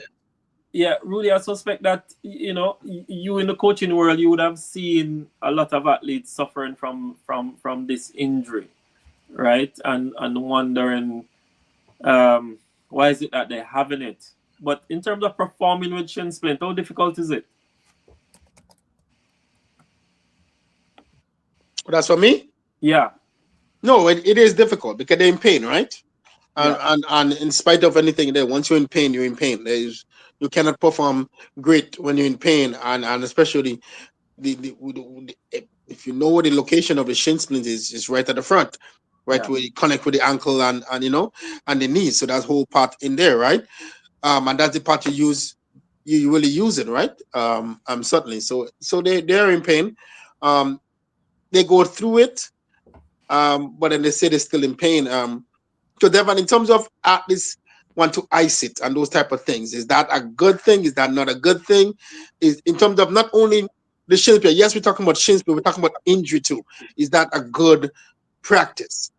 Sure. So in the physio world, there's a huge debate around the need for ice or how useful it is, right? Yeah. And it depends on a few things. So ice is useful in the acute phase of an injury. So, and what I mean by that, so typically you could classify injury into acute or chronic, right? And acute means like something that happened recently, and chronic just means like something that's been ongoing for a long time, usually more than 6 months, right? Right. And so when you have an acute injury, let's say Coach Rudy had like an athlete, he or she was at a track meet and they pulled their hamstring, right? And this happened on Saturday or something, right? Now this injury just happened. They never had it before. This injury will be classified as an acute injury, right? Yes. And in that instance, the injury, and this would be specifically for a hamstring, that would be a soft tissue acute injury. This goes to a very specific sort of recovery phase, and it's pretty defined, because depending on the structure that's damaged. So in this case, like a muscle, you're gonna have the acute phase, and the acute phase implies that there's at some point inflammation that's gonna happen. There's gonna be a midpoint phase where like you're getting new substances into the muscle to recreate the tissue that's damaged, and then you have like new scar tissue that's laid to like fix the damaged part, and then it goes on to like anyway. So it's very defined sort of process that happens. Yeah. And so ice is useful in the inflammation phase, and that's the first 3 days after the injury. Yeah. Okay, that's within that first like the 24 hours to 72 hours kind of thing, you know. Yeah. That's when it's most useful. But after that, ice specific to an injury, it doesn't it is not necessarily mandatory. Ice after that initial 3-day period, it becomes more recovery tool. So you might see people doing like ice baths and all this stuff. Yeah. Like I've done so many of that already. Yes. Yeah. But in specific to an injury, it's like useful in the 3 days, because what it does, it literally constricts your blood vessels, so then there's decreased flow of blood to the area, and that's actually what prevents the swelling and stuff. Yeah. But you need circulation to help with healing, right? So you can't do it for too long. Yeah. Yeah. Okay. So I've seen and I don't know if it's a good practice, and we talk about hamstring. I was using hamstring for an example, where I've seen physio, and I've seen it in university. So we're talking about the early days, because I went to university many years ago, where they get a splinter and they put it on the hamstring, then they wrap it with a tape, and athletes going to run with that. I don't know if it's a thing they're doing now. They get more like, you know, the one of those flat small pieces of splint, and just put it there and they just wrap it on the leg, and the athlete's going to run. Is that a thing? Or they just keep it for some time when the injury just happened? They kind of do it when it just happened, so they kind of keep it together, kind of thing. I've seen that more in because I work with soccer athletes too. Like soccer. Yeah. I've seen that more in soccer, but the reason why they might put something like that is to prevent impact, like prevent. Okay. If a sprinter is using that, though, I'd say that's a little different. I haven't seen that in. It'll be a little different. It's funny you said it, because the person who I actually see doing it was a soccer player. And so when you say soccer, I said, yeah, soccer. And I've seen it in soccer. I said, but they're still running. They're still running, like, you know. But yeah. Yes. So we've used it. Yeah. Sorry. So Devon, if an athlete, you know, because shin splint is something that will just happen to you on any given day. So you can, you know, come out for training, or you can come out for performance on a day, and you just start feeling this pain in your shin. Mm-hmm. What is some of the first thing that a sports, an athlete, a footballer, whoever needs to do, you know, and you know, before coming to see you? Yeah. To help. Yeah. So this is a good question too, because when it first happens, definitely what's highly recommended is self-massage. Okay, so self-massage, you kind of, the muscles that attach into the bone there, yes, you massage along that area, because usually it implies that there's that's like a high friction zone. There's a lot of pulling and tugging at that area, right, and it usually implies that there's some kind of tightness that's causing this irritation, right? And so you want to try to release the muscle, or at least reduce the amount of friction that's happening there. And so self-massage is a huge tool, like, you know, to help. Like Coach talked about, you know, asking a question about ice. You could technically do this after like a practice session too. Yeah. I wouldn't do it if you like had an off day, for example, you know, and you didn't load it or anything like that. Because, you know, yeah, you might make the muscles a little stiff and all this stuff also. You might use it more after like exertional thing that you've done, like a hard day of practice. So ice could be used in that way. There's a lot of discussion around pain meds. I mean, I can't prescribe meds because my scope of practice doesn't allow it, right? But in regards to pain meds though, like there's some usefulness in it, but the thing about pain meds is that it masks where you actually are in terms of the recovery, right? Yeah. So I would, like physio and like coaches, like typically we kind of advise against it, because you want to know exactly what your body is feeling, right? Yeah. So should an athlete continue? Should an athlete continue performance when if you come out and You run 100 meters, oh my gosh, at the end of it, a feeling. Should you continue running or should you stop right away and seek your services? Great question again. I mean, with physio, we typically, because we do a lot of pain management. So then we start asking the question, okay, what's your pain level? If we always compare, we use something called a VAS or visual analog scale. So we say, okay, if your pain is 0 or if your pain is 10, kind of rate where you are along that spectrum. Yes. And so if your pain is 0, usually that's no pain. 10 is like the worst pain you can imagine, like a broken bone or something. Right. And so we tend to work with athletes because this is a useful thing for them also to really be in tune with their body and feel and try to assess, okay, where am I with this injury, And that's a really important thing for them because when you start to think more deeply about what's going on and you give us a number, we start to work with you about trying to be aware of what's going on. Try to bring your brain to that area. Okay, what's going on? What are you feeling? Because if an injury is causing you pain that is like less than 3 out of 10 on a scale, typically that means you could typically continue with training, but now it means like, okay, we're going to monitor your loading and stuff like that, right? Okay. If it's greater than a 3 out of 10, that's where it's like, okay, you're injured right now. We got to like rehab and get you back to a point of where you could start to load it again. So then it's a little nuance. It's not like one, yes, one size fits all. Yeah. So Richie, before you get to the next questions, in terms of massaging, massage have nothing to do with injury. Yeah. It could be preparation. It could be loosening up the body. How important that is for athletes? Yeah, it's very important. I mean, in physio, we learn like techniques. Well, one of the things I do is called soft tissue release. And soft tissue release is like a passive passing over the muscle while trying to stretch and release it at the same time. And this really promotes a lot of blood flow to the muscle because, with athletes, specifically track athletes, they train hard. Like there's a lot of, if you got like coach, you remember probably do a lot of those hard training sessions, right?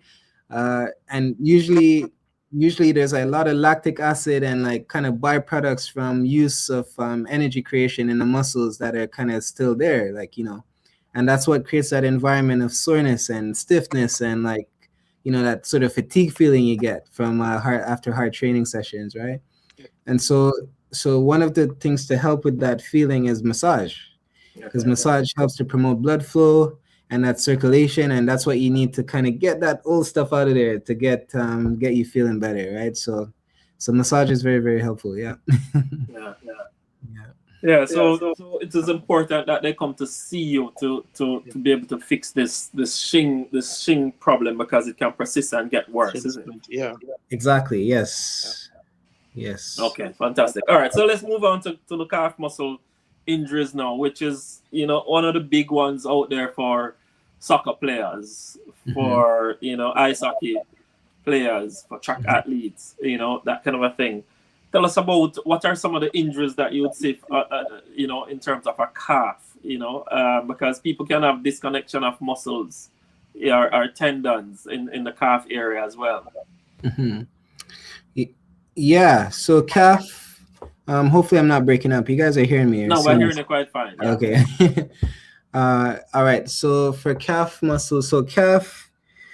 This gets into the anatomy as well, because like the calf implies there's a muscle called the gastrocnemius on the back of your leg, and it has 2 heads. It's like that actually most people, when they talk about calf, this is what they talk about actually. This big muscle with the 2 heads on the back, right? Yes. Most people kind of see and they're like, oh, you have big calves, Yes. But they're thinking about that muscle has 2 heads. It has a medial head and a lateral head, and it goes down into the Achilles, and the Achilles attaches to your heel bone or calcaneus. These are like anatomy terms. And so a lot of times when people have calf strains, they have some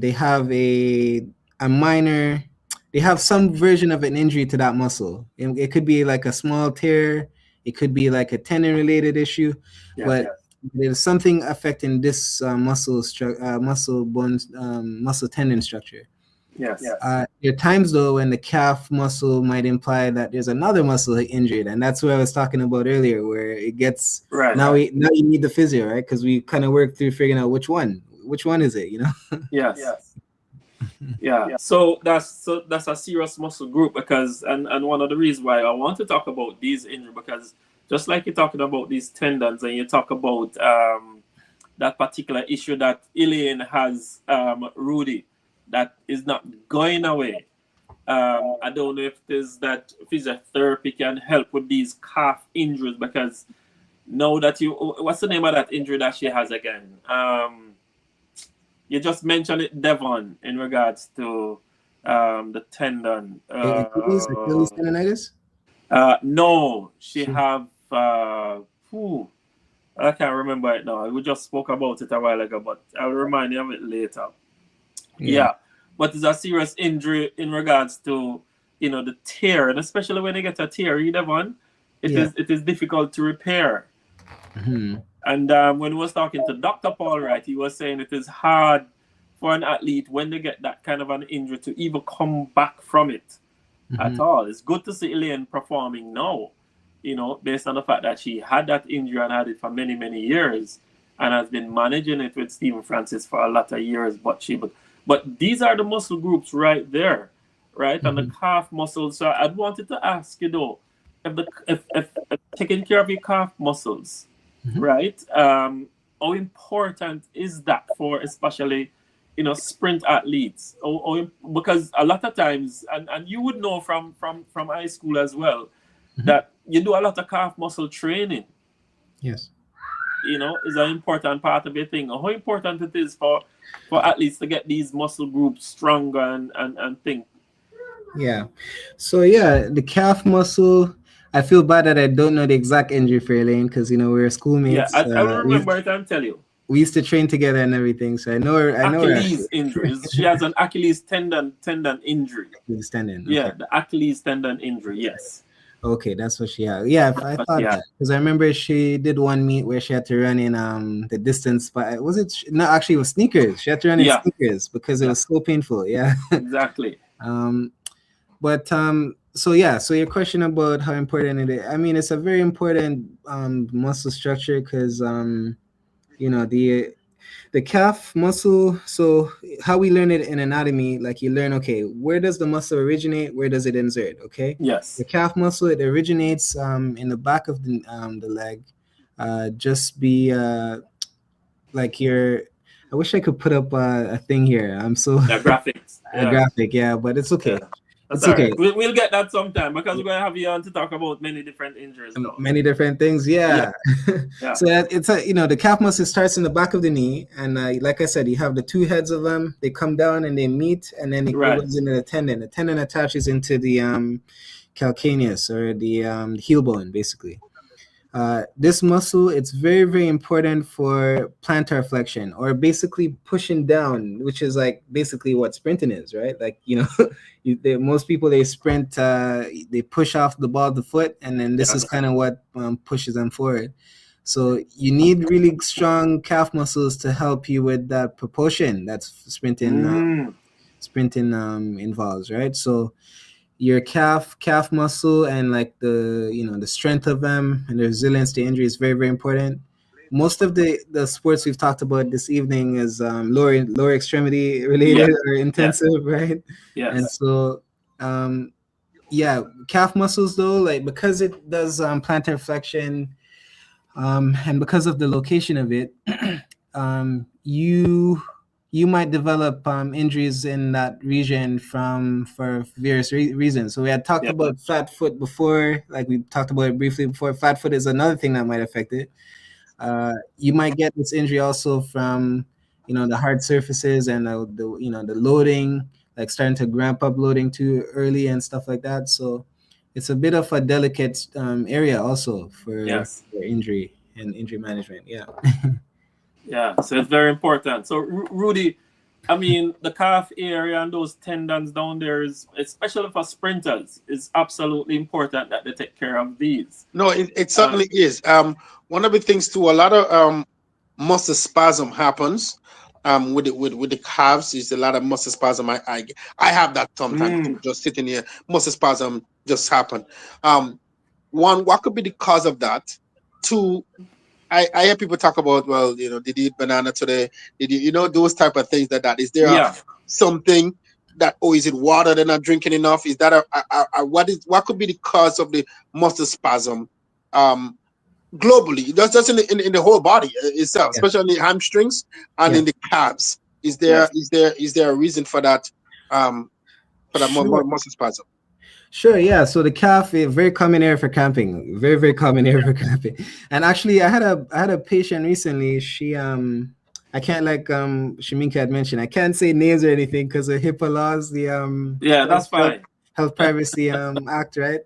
Yeah. But I could say though, like, she traveled, okay, and was on vacation actually, and then kind of had a 2-week gap from training for Yes. track, and then she came back, and I think she landed on the Sunday, and then training was the Monday. Yes. Okay, so her flight was about 4.5, 5 hours, I think it was.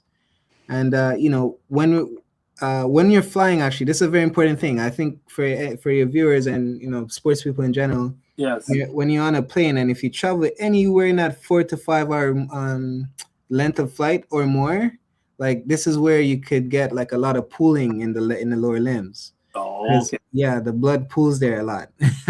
And it's very common to get clots, actually, or not common, but it happens sometimes, clot formation and stuff, because of the pooling of blood in the In the leg. yeah, when you're flying, especially like 4 hours or more. Yeah.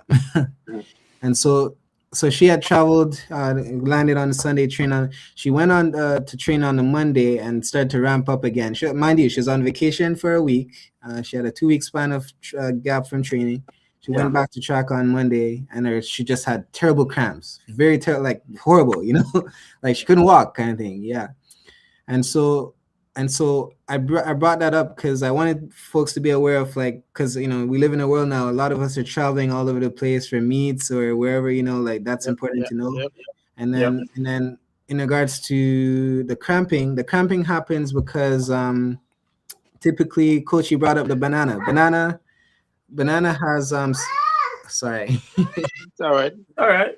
My son is running towards me. It's all good. It's all good. Yeah, but so banana has potassium, right? Yeah. Yes. Potassium, which is this is one of the electrolytes that we need in our body, right? It's something that helps to promote, like, accurate or like efficient muscle contractions. So most people are aware, like, you need muscle contraction involves potassium, sodium, calcium, right? These three are very, very important. Yes. Okay, very, very important for muscle contractions. When you start to learn about how muscle contractions happen, it gets into, like, which one of these elements pass through the membrane to, like, cause the contractions to happen and stuff like that. So when people start to do a cramping, typically it might mean that there is a lack of these electrolytes in the bloodstream, and the muscle is trying to contract, but it doesn't have enough to do it efficiently, especially in a sport like track, which you need, like, it's a fast twitch environment where you're needing, like, a lot of power and energy quickly, right? And so you need your muscles to be functioning pretty well. A lot of times people might say, oh, you need to hydrate. Hydration is very important. This is kind of what it's alluding to. Yeah. But it's important to hydrate with electrolytes, actually. Okay, because you could hydrate with water only, but if you hydrate with only water, you actually you might actually get even more cramps, because now you're creating an environment where you're diluting anything that was there. Yeah. So when you train, like, you sweat. When you sweat, your sodium is coming from your sweat. Like, these molecules and stuff that you need, they're actually leaving your body, right? Yes. This lady that I mentioned, she was on vacation to a warm destination. Environment, yeah.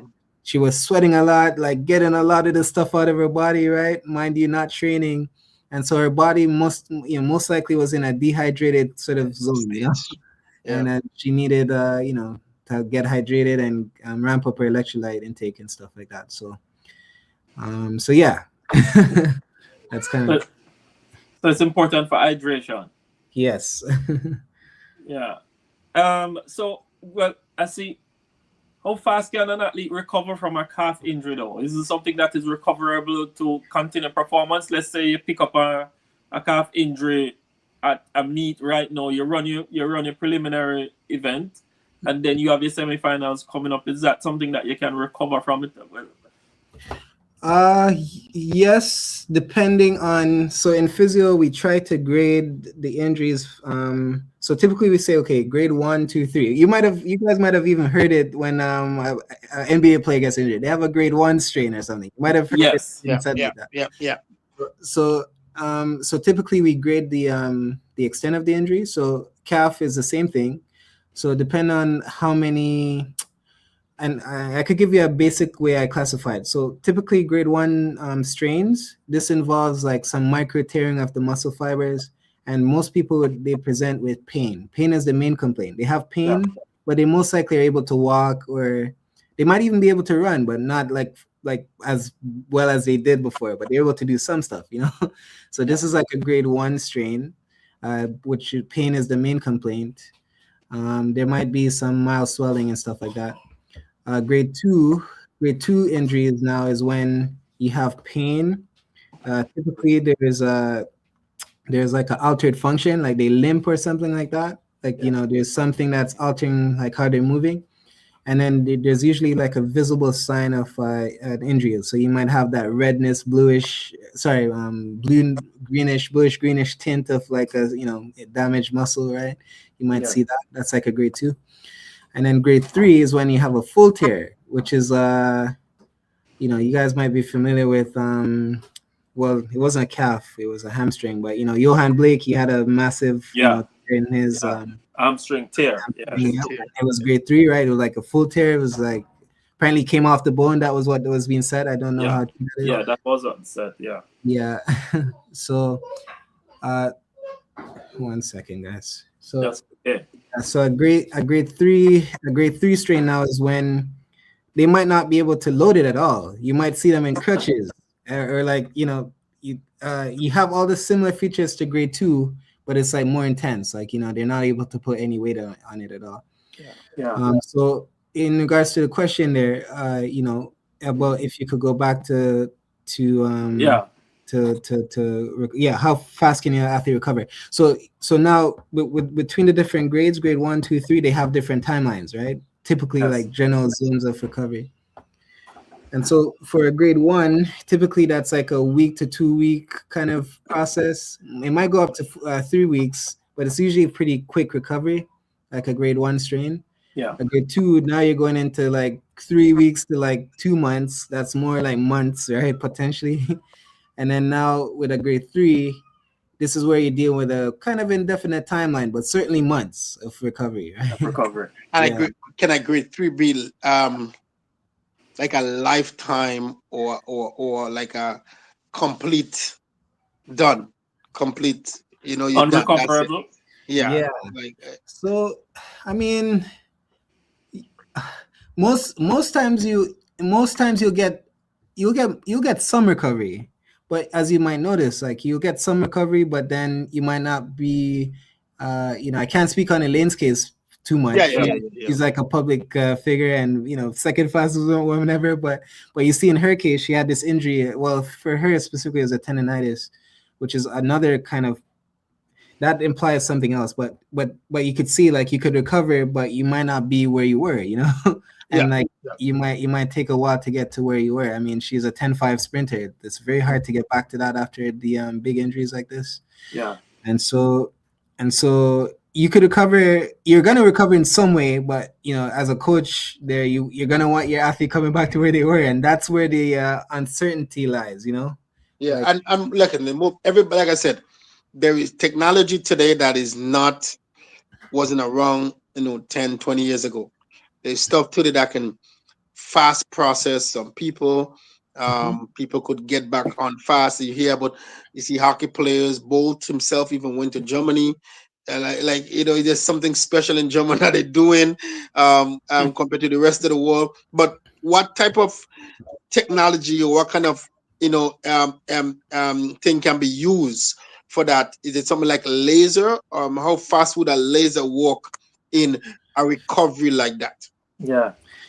Yeah, so I've had cases where grade 1 strains, they might take a week. I've had situations like that most times, actually, because of, like you said, the laser or the modalities that we have. Like, we can get them to recover pretty fast.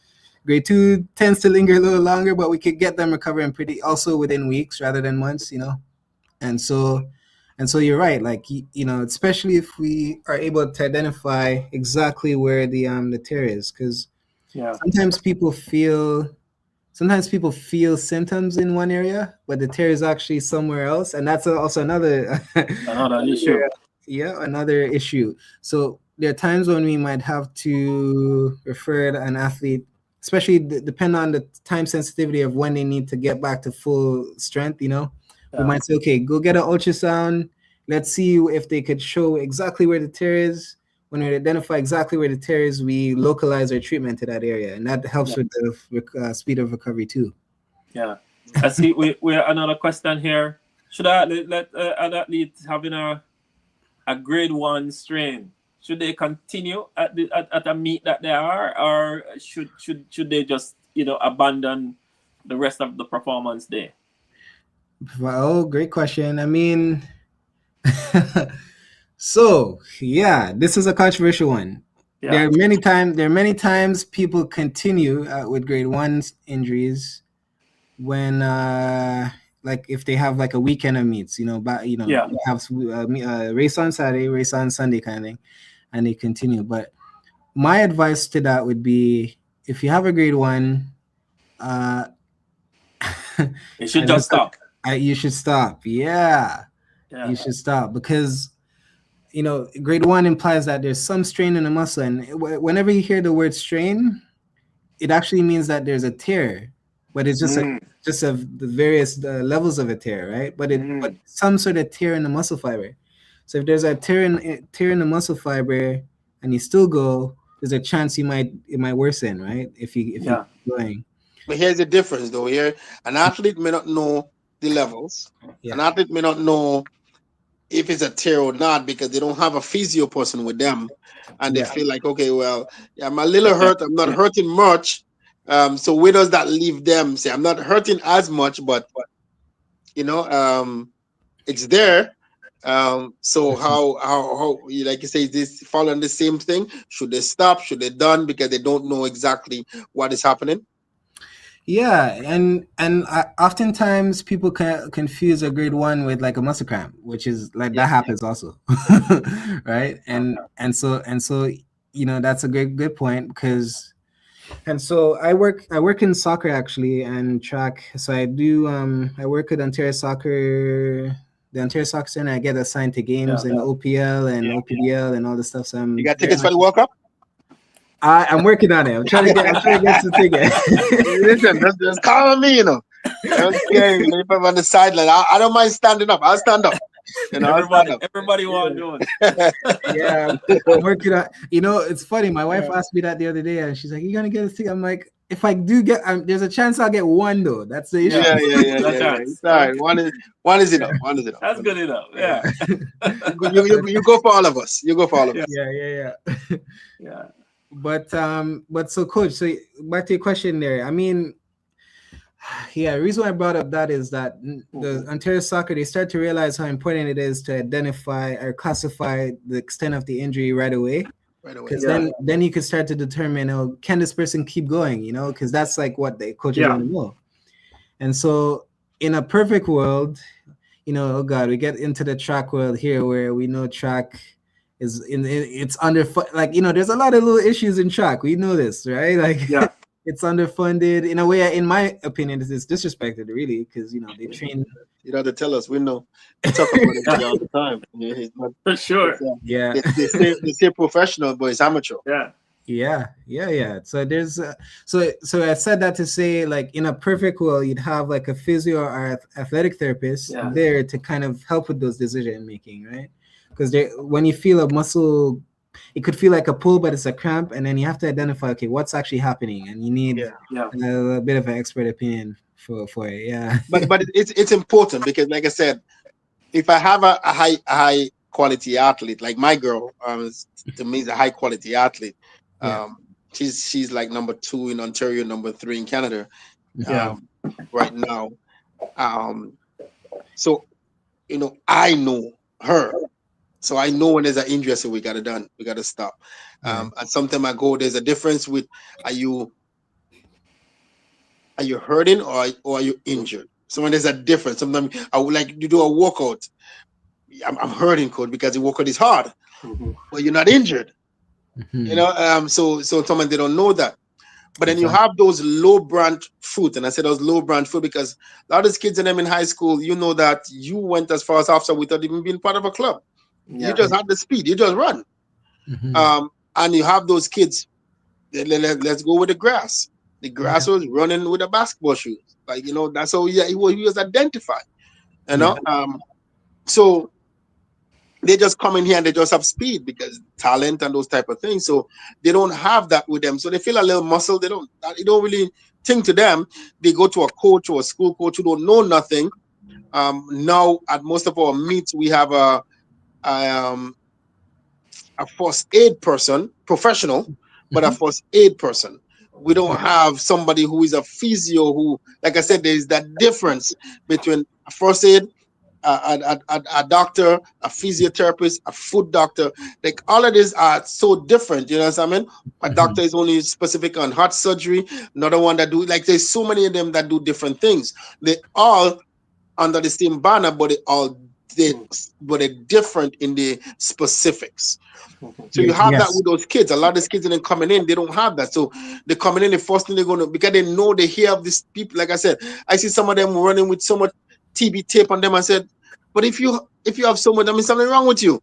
They don't know how to use it. They don't know how to put it, and they just put it on because they see it on TV. Or they see somebody else doing it. So I say, this tape is very expensive. They just put it all over. They don't know better. Exactly. And so it's important for people like yourself, to find a pathway to get you out there, speaking to even with clubs, speaking to them, speaking to the kids, because like I said, they're going to be at school meets, and they might just something happen to them. They run to the person, come and throw a bunch of ice on them. The coach will come and say, okay, let me just wrap up your ankle, and then you get back out there and run. And then what happened? You know what I mean? So a lot of these things in them it's important for them to understand and know that. So we run into that a lot because, like I said, we've seen it.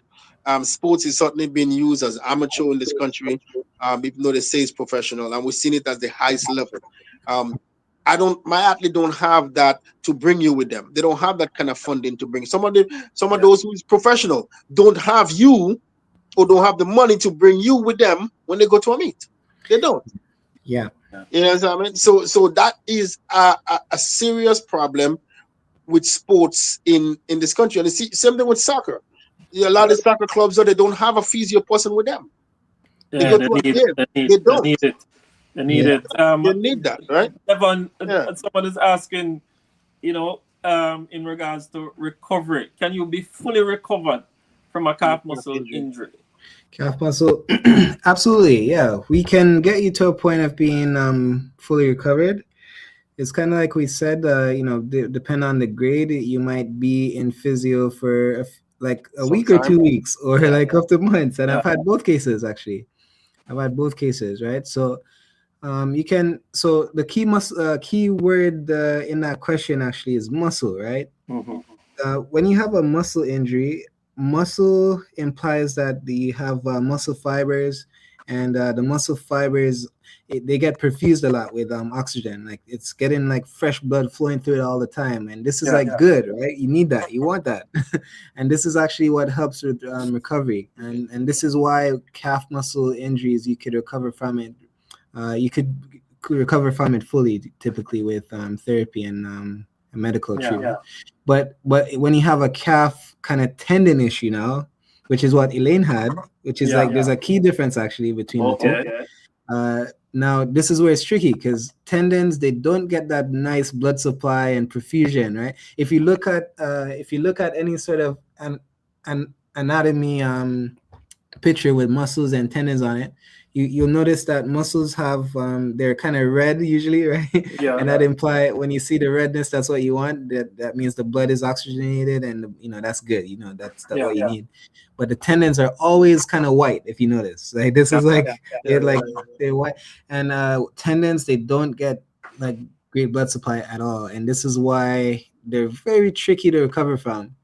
And to answer your question, viewer, like that one is far trickier, and it's the timelines are way more indefinite than muscle injuries. Yeah. My son, and before you go, well, let's switch from muscles to ankle. I know we're not speaking about ankle, but is it do ankle and your knee? Does it fully recover? Yeah. Ankle and knee. Yeah. So. Yeah, again, it depends because I'm sorry I'm answering with it depends so much, but yeah, of course we know it is. Mm-hmm. Yeah, as a physio though, like we're trained to, because we learn the different injuries based on compartments. So, you might have an injury at the front of the knee or the side of the knee or the back of the knee, and then so this is how we compartmentalize which zone is injured. Yeah, and then now we know which zone is injured, what structure is damaged, right, or injured, and then we kind of try to classify it. Knee injuries, oh God, there is a whole host of things that could happen. I mean, we'll need a whole program. You need a whole day. Yeah, I understand that. You need a whole day. Yeah, we understand that. So we will bring you back again. Just a quick question is a yes or no. So we'll bring you back to talk about other injuries and other stuff for them. Because those are, especially when it comes to sports like soccer and basketball, ankle and knees, two of the biggest things. Yes. Not much in the sport of track and field as much as when you play other sports out there where you're using your feet, right?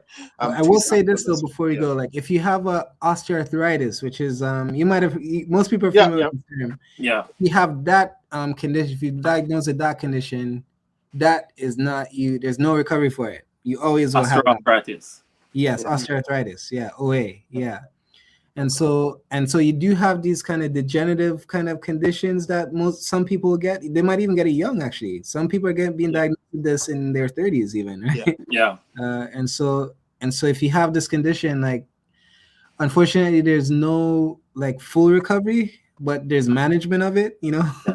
And so there are things out there that kind of prevents full recovery. Yeah. Okay. That's good. Yeah, Rudy, your question was a yes or no? Well, yeah. Well, I mean, he said it. Yes, it can. It just depends on the location. Depends on the location of what it is, because like the knee have so many different composition in it that it could be the front, the side, the between, the inside. There's so many different things. Same thing with the ankle. I'm pretty sure the ankle is probably the exact same as well. How deep it is and how this is that, those type of things. Because I know I had an ankle injury, and every time I do a little twist, I feel it, and it's almost like it's still there. That means, was it completely healed, or was it healed enough that I can walk for 20 years, but the minute I twist a little bit, it just recovers? So there's a lot of little things like that, and we'll bring it back and ask those type of questions. And certainly the people will have questions to ask. So that, and not only on that, on the whole body itself, the neck, you talk about concussion, how important that is. That is a big one too. And today's sports, concussion could happen everywhere and anyway. There's no specific sport. Yes, we know it's higher in probably the soccer, if you headbutt, and in football, but concussion could happen at any time, and that's a big one. And that's a big one. We really want to bring you in and talk to you about that again in the near future. Concussion. That's a really, really important one. We're going to bring it back in and talk to you about it. We need to be talking about these injuries because guess what? I mean, all of our sports people right across this world is suffering from a lot of different. And I'm sure, Devon, you would have seen it in your practice as well. There at Medex Medical Services, you have been seeing a lot of these different injuries. I know you can't talk specifically to personnel that you have been treated, but it was definitely foundational for us to get you. I know I want to keep you on as well. We are good to say we are good to say they treat some celebrities. They live it like that. They live it like that. You know what I'm saying? They're good to say they treat some celebrities. They treat some celebrities. Yeah, they treat some celebrities. You know, so I can say because my in high school, my physio that I had, and I can say her name. Her name was Tanya Diggins. She treated Ben Johnson when Ben Johnson was competing. So it was such an honor to find somebody who treated a man like that was that fast to be working on me during my high school years, right? Small, tiny lady, man. My goodness, man. She was good, you know. I want to ask you this big question though, Devon, before you go. Yeah. If an athlete's got you say grade 3 strain is the worst of them all. Yes.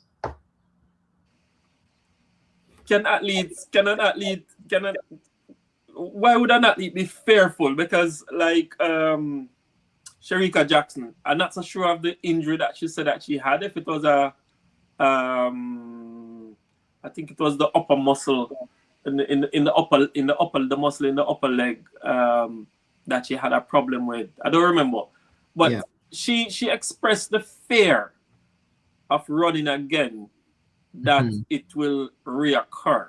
Now, you as a physio treated, and we're talking about calf and shin splint, but you treat this grade 3, you say it takes sometimes months, but you bring them to full recovery. Should they have a reason fear using those muscle group again after you have done and they're fully recovered?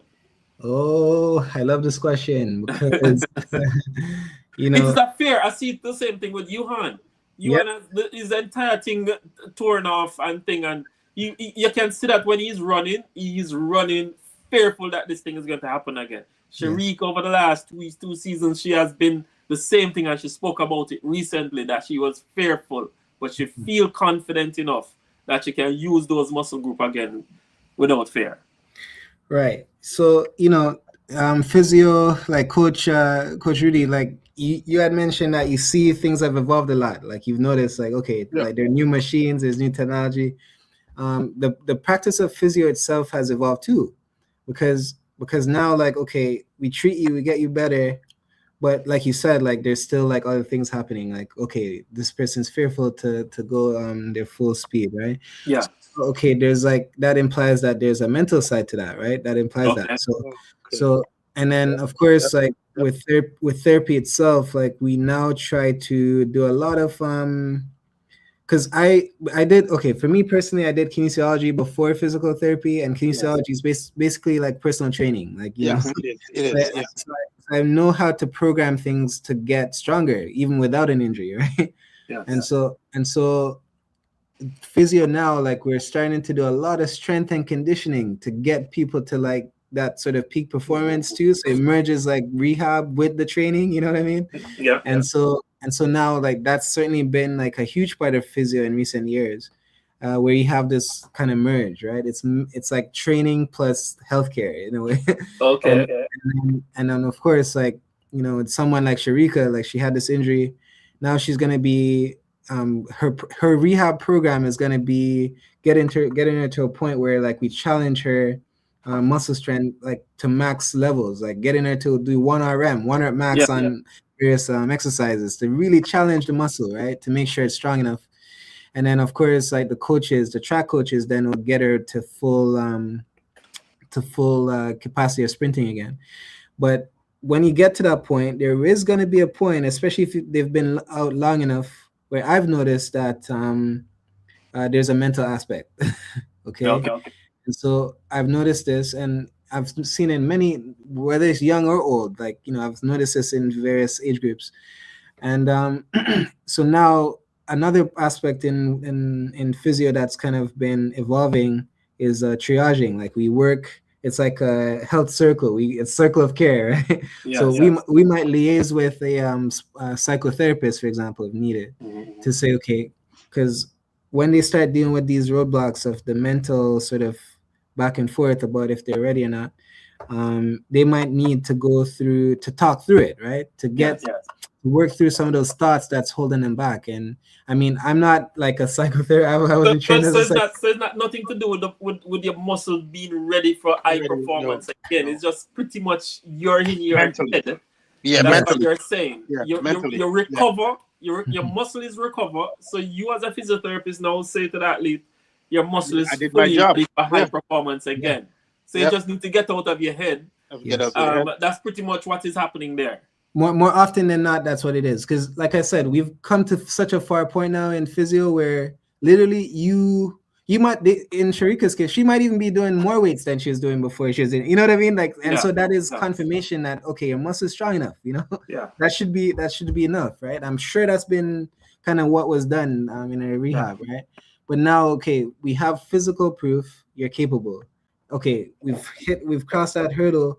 Now what's the next phase, right? And then and then certainly I've noticed that is something that is important to manage too. Yeah. Devon, we appreciate that we could be talking about these topics a lot because there's just so much to go around, but it is absolutely important that we have you on, and we definitely want to keep you on from time to time. Maybe we'll call upon you once a week to speak about a particular topic. I hope you're not too busy to come and chat with us sometimes. It might not be this long on Sunday. It's a little longer because it's a live show that we're doing. Yeah. But we'll do some recording show that we can record something and just say, hey guys, listen, this is what our resident physiotherapist has to say about this injury. And we just want to do that, but we really appreciate if something come up in your thought process, or you are an athlete, like I said, it's not about speaking name, but you had something that you see a lot of that happening with young athletes. Hey, reach out. We'll put you on to spread the message, because as much as it's business for you, you want to see people healthy at the same time. As much as it's a business, yes, but you don't want to see people coming in because they know there was something that could have prevent them. And I understand the business, because the more accident or the more this or the more that is business for you. But at the same time, it's not something that you sit down and say, "What, boy, there ain't no accident today. Boy, there's nobody fault." Those type of things, right? If they can prevent it at the same time, then it's preventable, right? Rudy, the human body is always going to be having problems. The human body it's never perfect, So whether or not it's business, for Medex Services, the human body is always going to need, you're going to need medicine, you're going to need therapy, you're going to need treatment, you're going to need stuff. Because our body, it get bad. But, what, Devon, I really appreciate it. And I want to let you know, though, that, I want to bring you back, that we talk about your story one day. For sure. Right? Because you seem to have a story coming from Manchester, transitioning to Canada and things. Pretty nice story. I like that kind of a thing. So man, we're going to be dealing with that for sure. But appreciate you stopping with us today, talking about Medex Service, the all 3 locations that you guys have, and people can check you out. I don't know if you remember the numbers that you can give out again for Medex Services. Medex, oh God, I forgot the numbers. That's okay. But you can find Medex Service online as well. Medex Services, if you Google it or you go on Instagram, you'll be able to find Medex Health Services here in Toronto, 3 locations. Yes, sir. Yeah, man. I appreciate it, Devon. Thanks so much. Hey, Rudy. Man. Yes. Yeah, man. And hey, SportsGlobe fans and family, listen, if there's anything that you have learned and you still want to send your comment in, you can send your comment in. The video will be up and it will be there. Still can take comment, and we'll definitely share that with Medex Services for them to respond to it if you do so. And do appreciate you coming aboard. But remember to keep liking and sharing the channel and the platform as we continue to grow. We want to get to some greater numbers. We are at a great number right now. I want to keep the subscription going. I want to keep your comments coming. And we really do appreciate you for stopping and checking us out this evening. So all our friends and family, George and the crew, and all of them out there, thank you very much for stopping in with us here at Sports Pulse Live on the SportsGlobe YouTube channel, and sitting and chatting with us. Medex Services, big up yourself. We appreciate you guys from coming on board and talking to us, and we look forward to even better collaboration. Rudy. Yes, definitely, man. Thank you again for coming with us, man. It was a great time with you, learning your story, and the great thing that you are doing for young athletes in the city of Toronto. Thank you, man. Yes, sir. And of course, I want to big up Shamisha for coming on board and talking to us, and all of the Medex family over there. Canada, go and check out Medex Health Services. They have 3 locations: Toronto, Pickering, and North York. Yeah, North York. York. Yeah, North go and check out all of their locations, and get your body in tune. In terms of what it's supposed to be. Thank you so much, guys, for definitely stopping in with us and giving us that time. Yeah. All right. So all the best. All the best. Bye. All right. Bye bye.